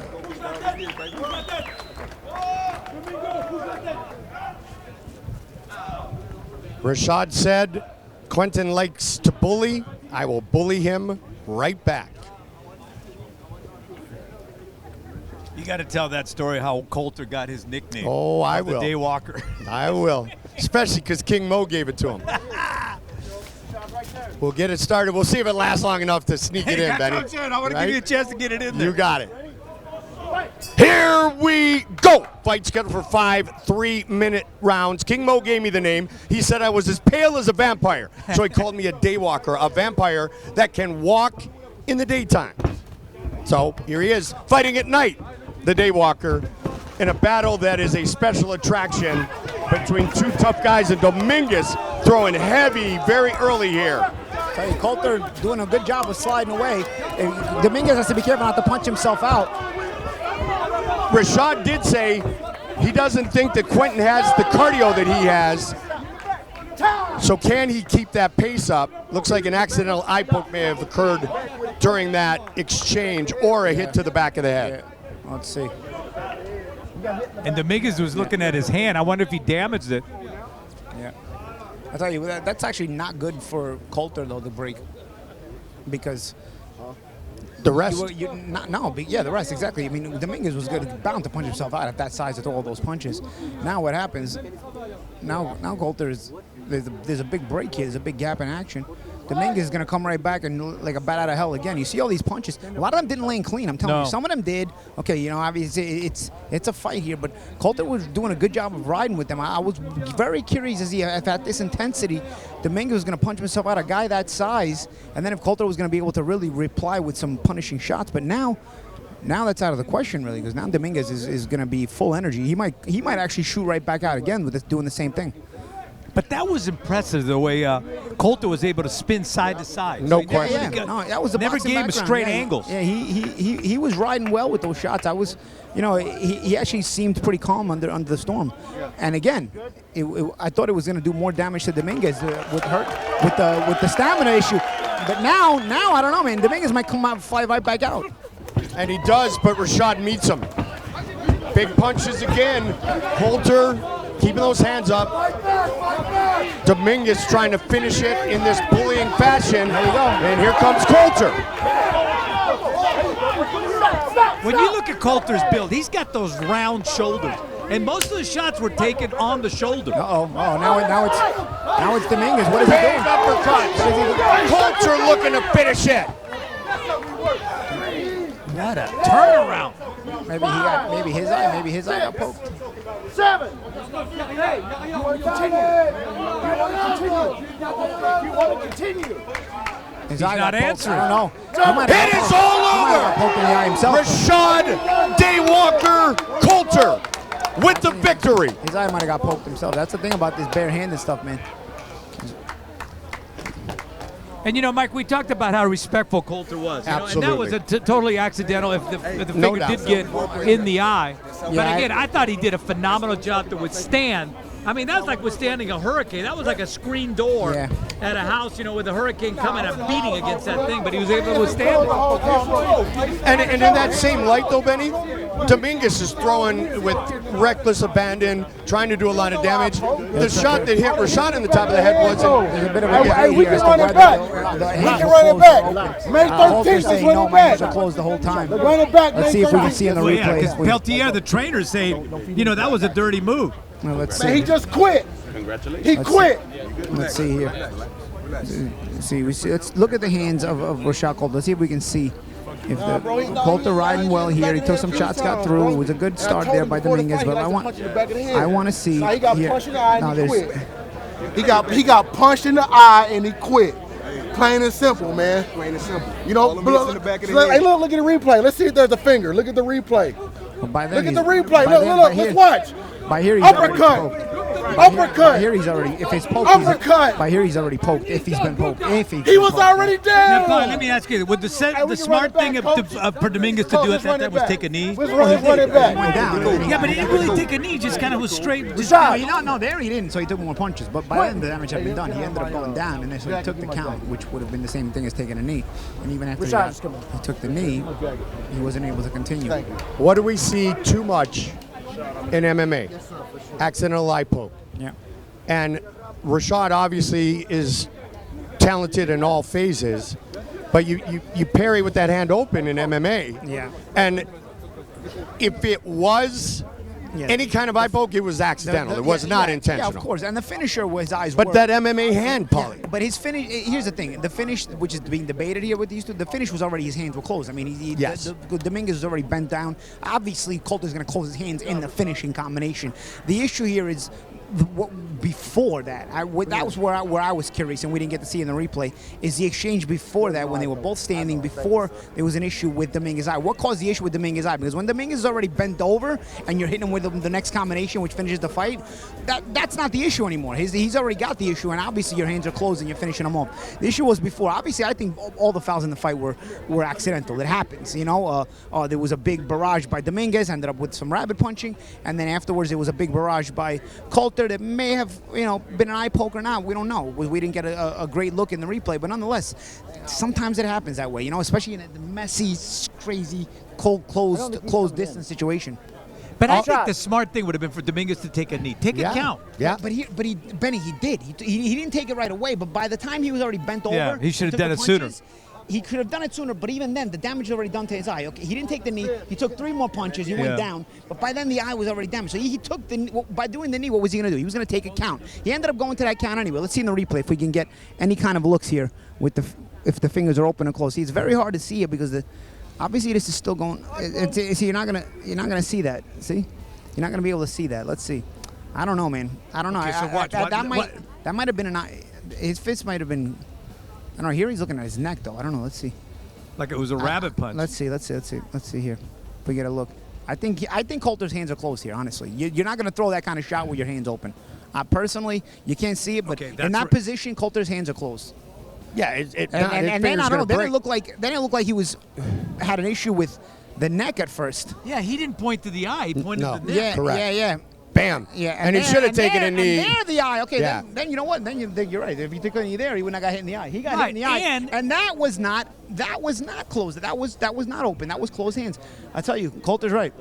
And he could have gotten the referee to go ahead and ask for the doctor. Because the first time what he's complaining about is an issue with his neck. Because Coulter was the headlock with the uppercut, but that's legal. That's legal. At the end of the day, though, Benny, you know this better than anybody in the game of football. Offense gets you to the Super Bowl. Defense wins you the championship. And really, while the finish is Coulter's, it was his defense that stayed with him and kept him in the fight to weather that storm to be able to come out with his arm raised. Well, he's an ex-linebacker. Linebackers know how to take on a block coming at him, and that they do it with their shoulders. Yep. And they roll from side to side, so they never give you that straight shot. And anybody trying to block a linebacker that does that, you hate a guy like that because you're going to bounce right off of him. He got hit in the eye after he bent over, so you're right. He should have taken a knee. He got hit in the eye, and that was a fist. That was not a poke. All right, let's make it official. The initial issue was the neck, and that was because he was getting his head pulled down. Also legal. Go ahead. No problem. Big Mo, it's all yours, bud. Ladies and gentlemen, referee Bobby Wallenbacher calls a stop to this contest at 1 minute, 22 seconds of the first round, declaring your winner by TKO, Rashad Daywalker Coulter.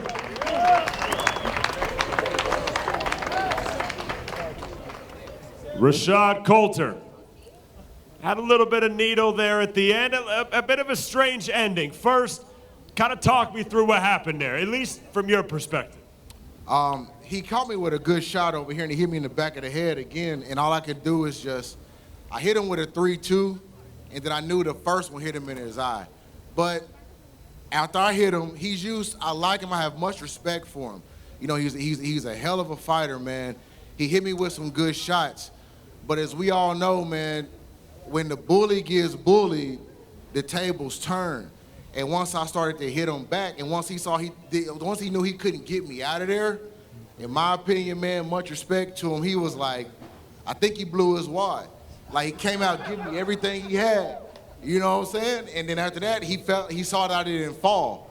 And then after that, I just hit him with a good 3-2 right in the eye, and I hit him with an uppercut from what it appeared. Listen, man, I'm not no dirty fighter. You see what I'm saying? I've never been a dirty fighter. Nobody in my entire career has classified me as a dirty fighter. Now, if he was going on his way down, he was going on his way down. First, his coach said that it was an eye poke. Then his coach said I hit him while he was down. Which one was it, man? In my opinion, much respect to him.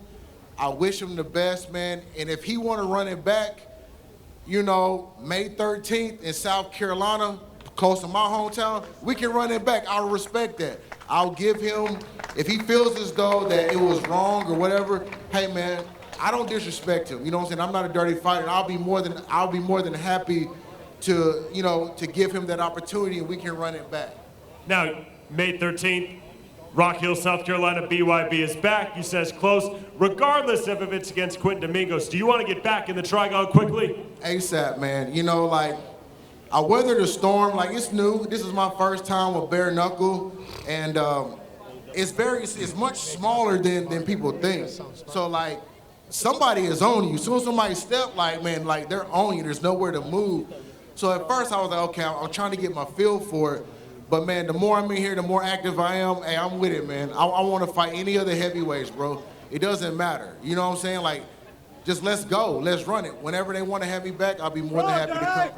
Let's run it indeed. Ladies and gentlemen, one more time for your winner, Daywalker, Rashad, Coulter. Excuse me, Jordan Belfort, could you say that again exactly how you just did, but just a little bit slower?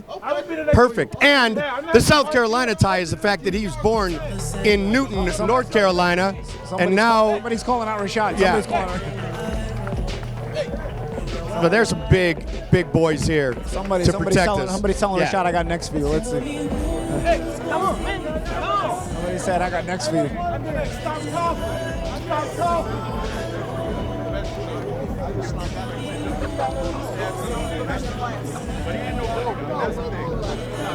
And you know what? I agree with Rashad. He's never been a dirty fighter. He's a class act. He's coming to us right now. Rashad, thank you. Thank you.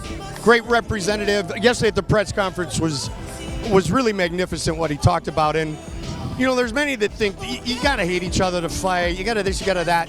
Yeah, storylines are great. Somebody wearing the black hat is awesome. There's no question about it. Nobody's done it better than Conor McGregor, and he's made trillions of dollars doing so. But the fact of the matter is, it's a martial art.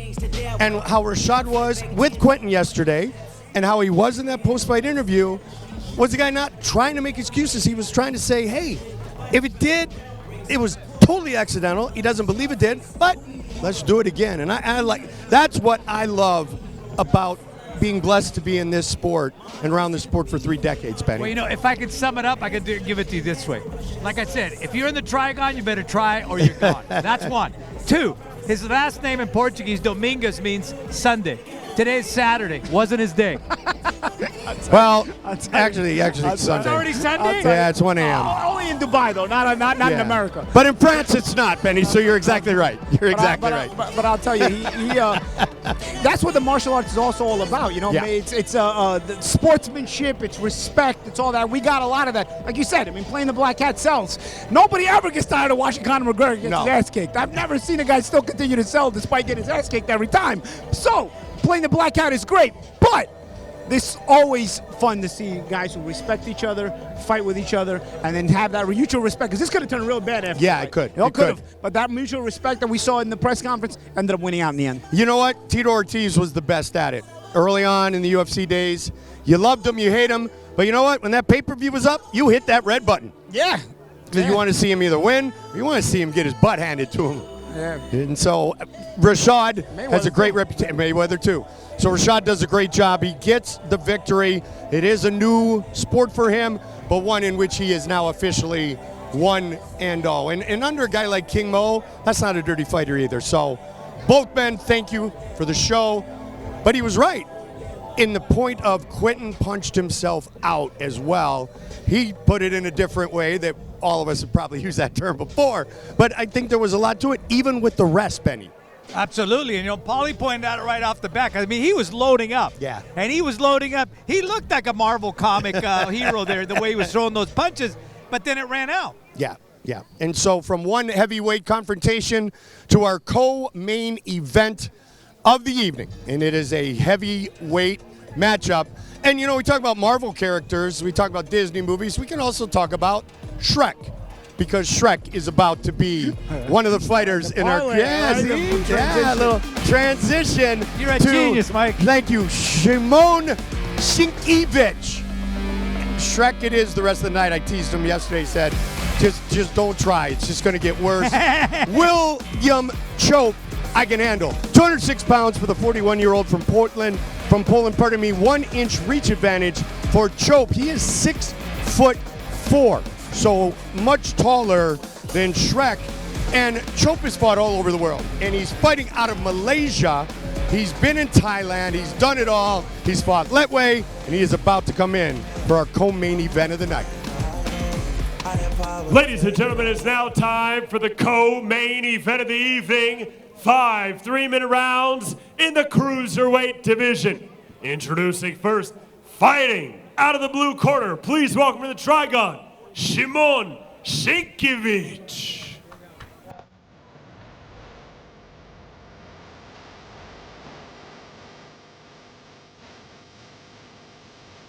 Who would have thought that Szynkiewicz would come into the ring with a month? I haven't heard that song in a while. Hurry up, Peter. Look, he's dancing on the way in. Always in a good mood, Szynkiewicz. But he can fight. And this is one of those guys, you know, he grew up fighting. His father prepped him for fighting. You can look at those ears. This guy's had a lot of grappling experience. Mike Vasquez, the president of BYB, told me the first time he saw Szynkiewicz, he was at a BYB show in England, and the opponent dropped out the night of the fight, and Szynkiewicz was there with his 15-year-old daughter, and they asked him, hey, do you want to be the replacement opponent? And he said, he asked his daughter, she's 15 years old. He's like, all right, Dad, I'm not involved. He goes, all right, I'll do it. And then he goes in and he wins the fight. The first round knockout. Yeah, but that's what I'm talking about. This is a guy that DNA. He's a fighter. And he said he had a couple of beers already, too. Well, that loosened him up. The guy's like 41 years old, yet the guy, you know, young and hard. But he said he didn't start till he was 30. Yeah, well, we're 10-year veteran then. And his opponent, fighting out of the red corner, please welcome to the Trigon, Will Chope.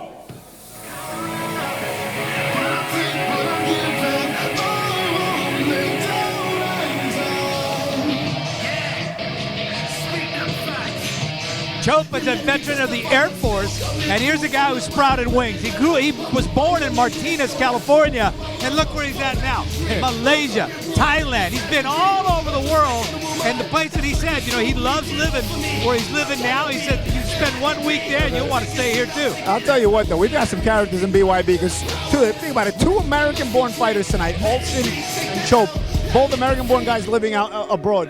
Olson living in Scotland as an American, and Chope living in Malaysia as an American. I'm surprised that the immigration hasn't balanced itself out. We got all these guys coming in. We got 2 here that have left. And, you know, I love his outlook. He turns around and he said, you know, asked about his opponent. He said, oh, that's just another guy that bleeds red. When you've had enough fights in your life, that's how you do it. Now, here's the incredible thing. He started out at 145 pounds. I mean, going from 145 now to fight at this particular weight. Mike, that is amazing. But he's pretty skinny still. I mean, I wonder what he looked like at 145. Right? I mean, he has done it all. There's no question about it. Fought all over the world, literally, in all forms of combat. MMA, Muay Thai, boxing, Letway in Japan and China. Tonight he says, I'll be the bad guy here in Dubai. Official introductions, Big Mo.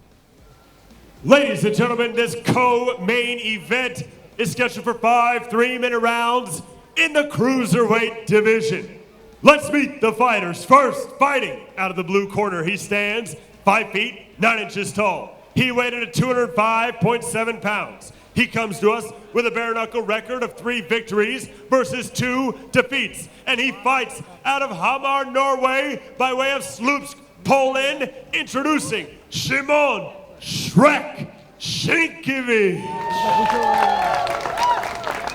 And his opponent, fighting out of the red corner, he stands 6 feet 4 inches tall. He weighed in at 199.4 pounds. He comes to us with a bare knuckle record of 2 victories versus 3 defeats. And he fights out of Kuching, Malaysia, by way of Orange Park, Florida, USA, introducing Will the Kill Chope.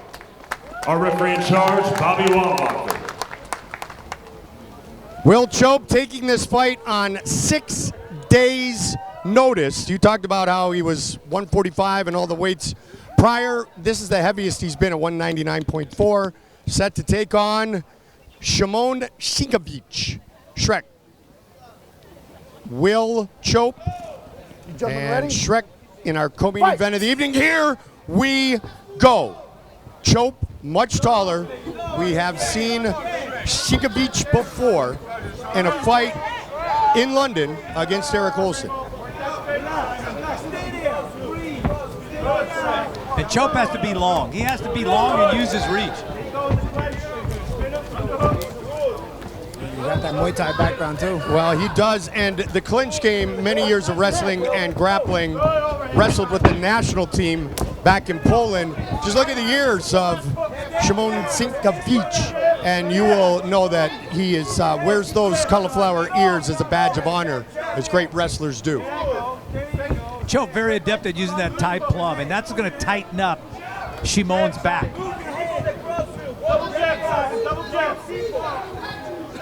He said, even at 6'4", I'm an inside clinch fighter and I like to brawl. He's got to be careful up high, up on the ropes. Man. Shots there by Szynkiewicz against, as he gets choked against the ropes. Watch the back of the head. Chope got his start because his father went to the same high school as the world's most dangerous man, Ken Shamrock. Chope said bare knuckle is the ultimate test of guts. Bobby Wambach really giving him a warning here. The main thing is when your guy gets his head inside your chest, how else do you hit him? I mean, the only thing he's giving you is the back of his head, right? The shots there by Szymon. He's got some power, doesn't he? Well, Szymon's a grappler, so he's one inside. That's Yeah. how he knows how to use leverage. No question. Szynkiewicz opened up a cut now on top of Chope's eye. Same time, Szymon's father, a karate coach. Oh, big shot by Will Chope. I say Chope looks like he's smothering himself. Then he got enough leverage. 5, 6. That's impressive with a guy 7, that kind of reach to be able to get 8. that kind of Wanna leverage continue? Walk towards inside me. like that. Boy, Right. Mike was Fight. right. He loves being inside. Man, I'll tell you, I thought he was smothering himself, so I would have been really wrong. He got leverage. He got the knockdown.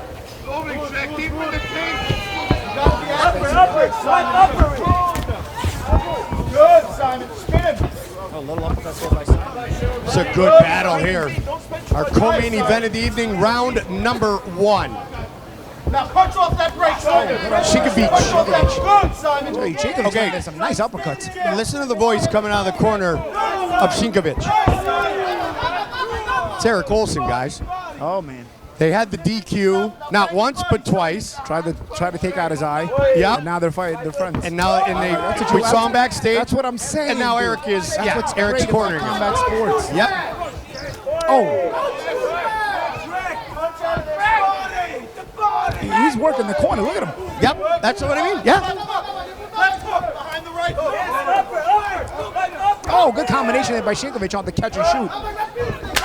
So now Eric likes Irish people and Polish people. 3, Man, 4, That's a knockdown. 5. what did he get hit with? I thought he was 6, getting better at that exchange. 7.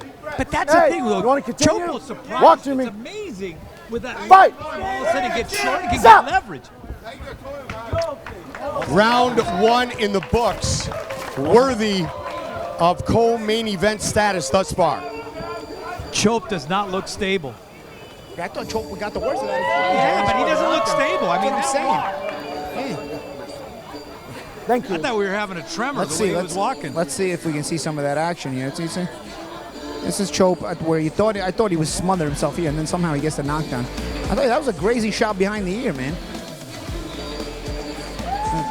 But see what I mean? With all that reach, look at the leverage he gets on those shots. He shortens those arms. That's what I'm saying. The shot grazed Szynkiewicz. The shot grazes the shot grazes him. Look. Okay, that's a good shot there. That's a balance deal, because when you hit him in the ear like that. Seconds that out. was after Szynkiewicz had done so well in the exchange. But look at Chope. Watch him walk. Watch him walk. Here, Will. Both of these guys are in pain, man. Neither of these guys look the. Gentlemen ready? The worse for wear. Fight. Round number 2. Szymon Szynkiewicz. Will Chope. Chope teeing off again. And this is where Chope better look out, because when Szymon comes up with that uppercut, He's really covering up now, though, guys. But there it is, over the top. Try to sneak in a big hook there. You need to do something. Chope is relentless. Bobby Wambach is saying you got to do something. Don't hook his head. You need to fight back. Fight. Shrek's in trouble. He is on wobbly legs. Chope is trying to make everybody a believer right here. but he's very instinctive, Mike, because he doesn't just come up from the top using that. He comes down, too. Yeah, on the inside, Szynkiewicz laying some pretty good shots, man. Although now some uppercuts there by Chope. Chope has fought here in the UAE before. He fought MMA in Abu Dhabi. Tonight, he is here in Dubai. Bare knuckle. This is when Szymon is dangerous, because he looks like he's covering up, and then there it is. Yep. Good call, Benny. He's got to fight back, though. That's the thing. There's an opportunity there to throw by Chope. I mean, Chope is completely, instead yourself get beaten down. 3, 4. That's got to be it. 5, 6, 7, 8, 9. It is 10. all over.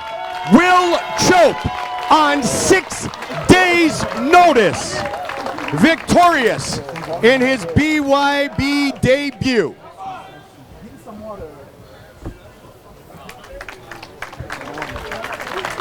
This is what martial arts is all about right here. Mutual respect. And Mike, Chope wants to be known as the most diverse combat sports fighter in the world. Okay, I'm beginning to see that. Well, Olson helping out Szynkiewicz. Could you imagine that one a few months ago? No way. I know. A few months ago, he was trying to gouge his eye out. Now he's helping him up, giving him water. Bringing him helping water. out. Or water, as you would say, Paulie. Water, yeah. And Olson would say it too. He's from New York. That is true. That is true. Yeah, to clarify, though, remember, in Will, gouging, he didn't bring it in. extend the finger. Yeah, he curled it back. In his mind, it's not a gouge. He defended it. Yeah, he defended it. I think in a courtroom that would have worked. Good fight, guys. Technicalities. Yeah, it is. There's some of that action at the end. And if I tell you, Szynkiewicz had the opportunity to punch back here. Look at Chope, how open Chope is. At close range especially, you would have come up with a big hook right here. But instead, I think Szynkiewicz was already checked out mentally and was just on the verge of going down. Look at the opportunity you have there to hit Chope. Because Chope has got these long arms and he's punching from his hip at close range. So you can come up, if you come up with a big hook there, you're going to land it. But it was not even on the mind of Szynkiewicz at that point. He was just hoping Chope would stop punching. And he did not do so. And so he gets his 3rd bare knuckle win. And on 6 days' notice, he makes a huge statement here inside the Trigon. Not even my weight class, Mike. And as he says, not even. Ladies and gentlemen, referee Bobby Wallbacher calls a stop to this contest at 1 minute, 33 seconds of the second round, declaring your winner by knockout, Will the Kill Chope.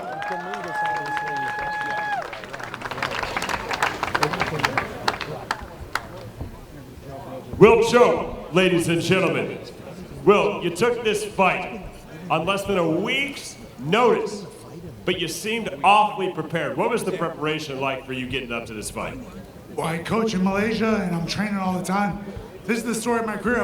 This is my 134th professional fight. Congratulations. And almost, I would say, like at least half of these fights were last minute notice fights. It's been like the story of my career. So I'm always ready. I'm always training. And thank you BYB for calling me in. Now, 134 fights, but what was it like fighting in the Trigon? New experience for you. It's like fighting in a bathtub. This place is so small. Did you like it? No, it was rough. I got hit way more than I wanted to. No bathtub fighting for you then? Or are you just going to stay with the Trigon? No, I would love to come again. I'm down to always fight. Fighting is what I do for a living, so, yeah. Now we know you have a family home watching. You obviously have a fan base watching. Anything you want to say to anyone tonight? Me and my wife just got married. I love her more than anything, and this win is for her, and thank you, babe, for always supporting me, and I'm coming back home soon. You coming back home a winner. Ladies and gentlemen, one more time for your winner, Will the Kill Chope. We'll be right back with our main event.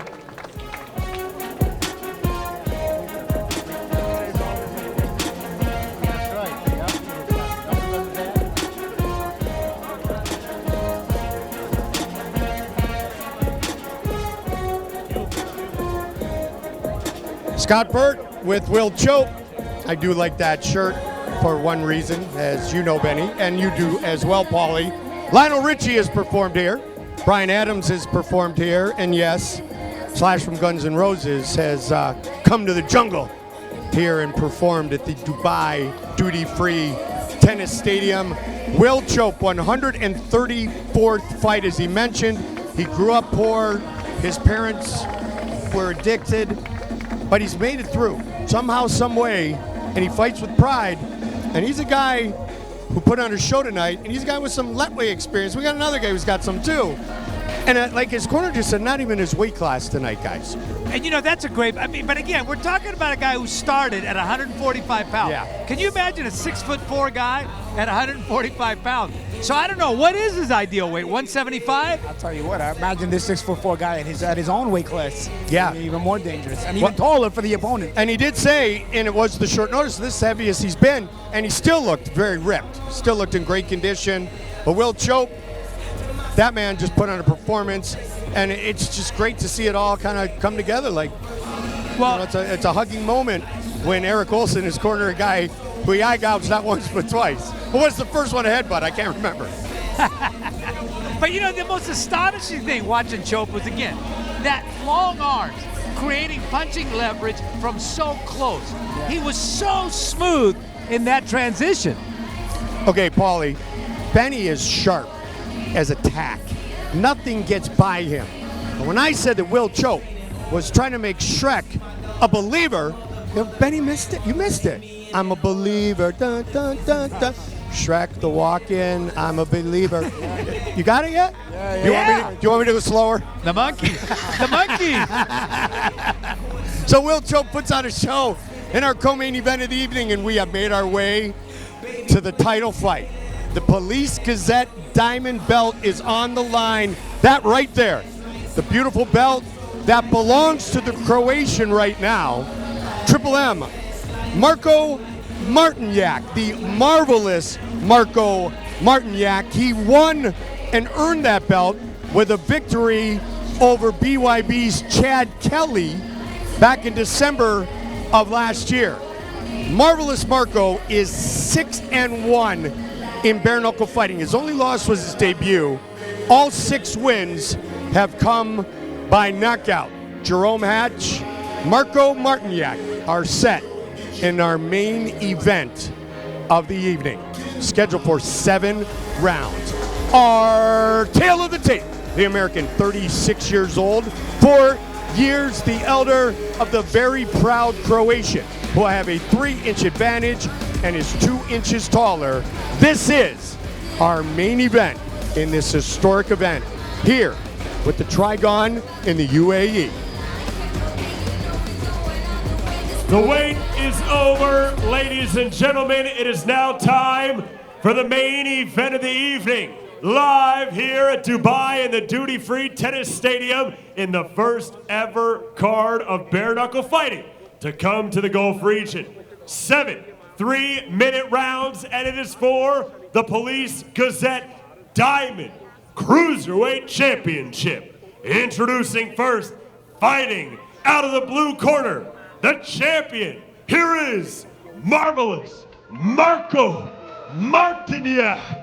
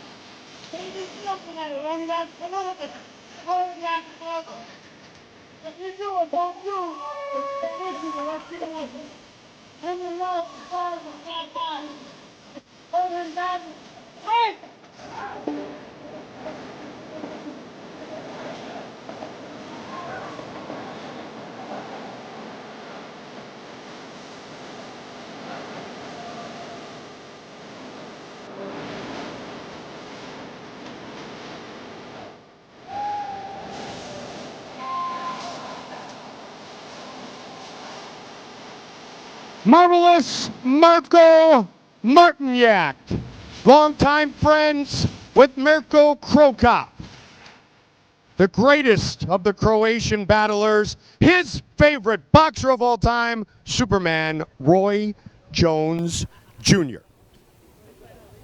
And his opponent, fighting out of the red corner, please welcome to the Trigon, Jarome Hatch. I might chip on. Let's cue Superman. I got this, yeah.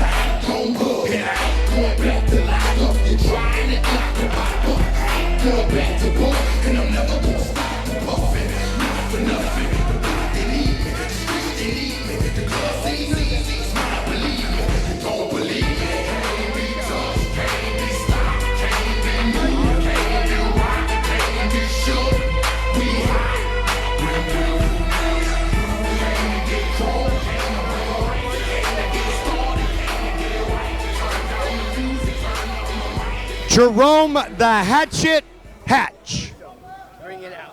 Ladies and gentlemen, the wait is over.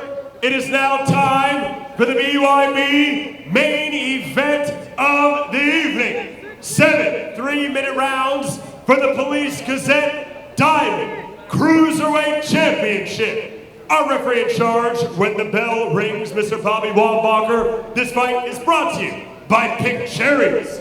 So, Dubai, I need you all to get up out of your seats, raise your drinks high, and get wild! Let's meet the fighters. First, fighting out of the blue corner. He stands 6 feet, 1 inch tall. He weighed at 194.9 pounds. He comes to us with a bare knuckle record of 6 victories versus 1 defeat. And he fights out of Zagreb, Croatia. Introducing the reigning, defending Police Gazette Diamond Cruiserweight Champion, Marvelous Marko Martinjak. And his opponent, the challenger. Fighting out of the red corner, he stands 5 feet, 11 inches tall. He weighed at 194.7 pounds. He comes to us with a perfect, undefeated record of 2 victories versus no defeats. And he fights out of Mont Bellevue, Texas, USA, introducing Jarome the Hatchet Hatch. Let's go. USA. How you, man? Tell you, bro, both of these guys will fight each other in the corner. Rules in the back. Like 2 pit bulls. Clean fight. Obey my commands at all times. Protect yourself at all times. Touch him up if you want. That is an absolute fact. They didn't take off their eyes from each other the entire introductions, and then from to the center stare down. Both of these guys ultra confident. This is one I was looking forward to, man. I'll tell you, both of these guys are not going to go away from each other easily. Our main event. Here we go.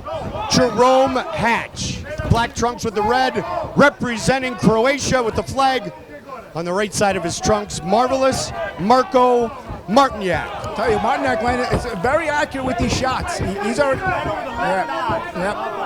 And I think Hatch started aggressively, but I tell you, he's being domesticated very, very quickly here. Martinjak, very good timing, sit down. Right back up his Hatch. Hatch's 2 wins have come in a combined time of 2 minutes and 4 seconds. Marko Martinjak is the current BKB super middleweight champion, former BKB cruiserweight world champion, and landing early. He uses that athleticism and trains. Oh, nice shot. I tell you, Martinjak's so athletic, and he translates it so well into the combat. I mean, steps around so skilled.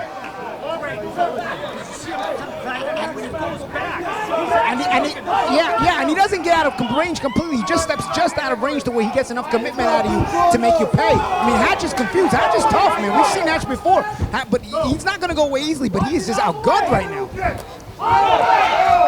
He can't figure out how to hit Martinjak with a shot to make him respect him. Yes, yes.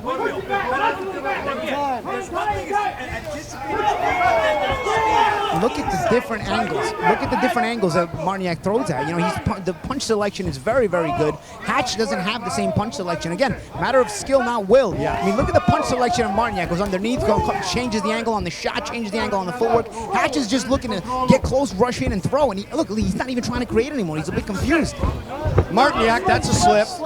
And Martinjak, Paulie, and Benny, 35 fights, professional boxing, 127 rounds. Not a good record, but he quite clearly as Hatchet throws down. He said he was always brought in on short notice. He's brought to be that guy. Hatch right hand. Hatch's right hand. Martinjak got very, very careless that jab. Sharp counter over the top by Hatch. This guy's got Hatch in his hands. Hatchet has won our Love you guys. And the new world champion. What'd you say in the open? What does he have in that right hand? It's anesthesia. Yes, it is. Anesthesia. Yes, man. I thought he was outgunned, guys. I mean, I was starting to worry for him. I knew he wasn't going to go away easily, but I tell you, I wasn't sure he was going to be able to come up with the answers. Martinjak made one mistake, that careless initial jab where Hatch Come at me, baby. Hatch countered it over the top, and then he was already hurt. Even after the count, he was hurt. Hey, no jet lag. Martinjak, he was straight upright, and the hands were down. And that's what I was saying. It's just a matter of time. If Hatch can end up landing that right hand, boy, it would have been anesthesia. Wow. So, this is what I like here. They don't do this in the U.S. for some reason, giving oxygen after a knockout loss. I don't know. I don't understand why. I once asked, and they said it's because it's a fire hazard. I don't get that whole thing. I mean, there's more of a chance of losing a fighter in there than there is of a match being lit next to the oxygen tank. Very true. Very true. England and Dubai, obviously, I'm glad to see Martinjak getting his oxygen. But we are in the safest country in the world. Yes. Let's see some of that replay. That was a big. This is the end right here. Here he was already hurt. You see, he comes over the top of. You see, Martinjak looks to measure with that left hand, and Hatch comes over the top of it, and that was the finishing shot. But the initial shot that hurt him, I think. This is the finisher. Same thing. It was Hatch looking to establish, Martinjak looking to establish some distance with that left hand. He didn't put it out there. He's in a defensive posture because he's still hurt from the initial knockdown. I don't know if we're going to be able to get a chance to see the initial knockdown. Yeah. The initial knockdown was actually Martinjak throwing a jab, and I believe, and Hatch countering it from the southpaw stance with a right hook.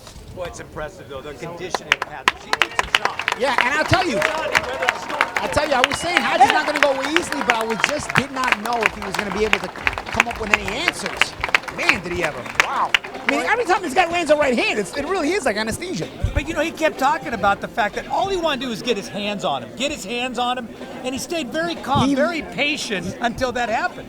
But that's where the calmness, and that's where the born fighter in him is there, you know? Again, he might have been outgunned, skill, not will, not skill, but I tell you what, he was not going to go away easily, and being able to hang around allowed him to finally get the timing on that shot. Very, very well done by Hatch. And you know what? That timing on the first knockdown was skill, as a matter of fact. And no jet lag for Jarome Hatch because he lives in Texas. It's 4:25 in the afternoon there, and he is leaving with that beautiful belt. So he said he slept all day, all week. Congratulations, Jarome Hatch, to make it official. Here's Big Mo.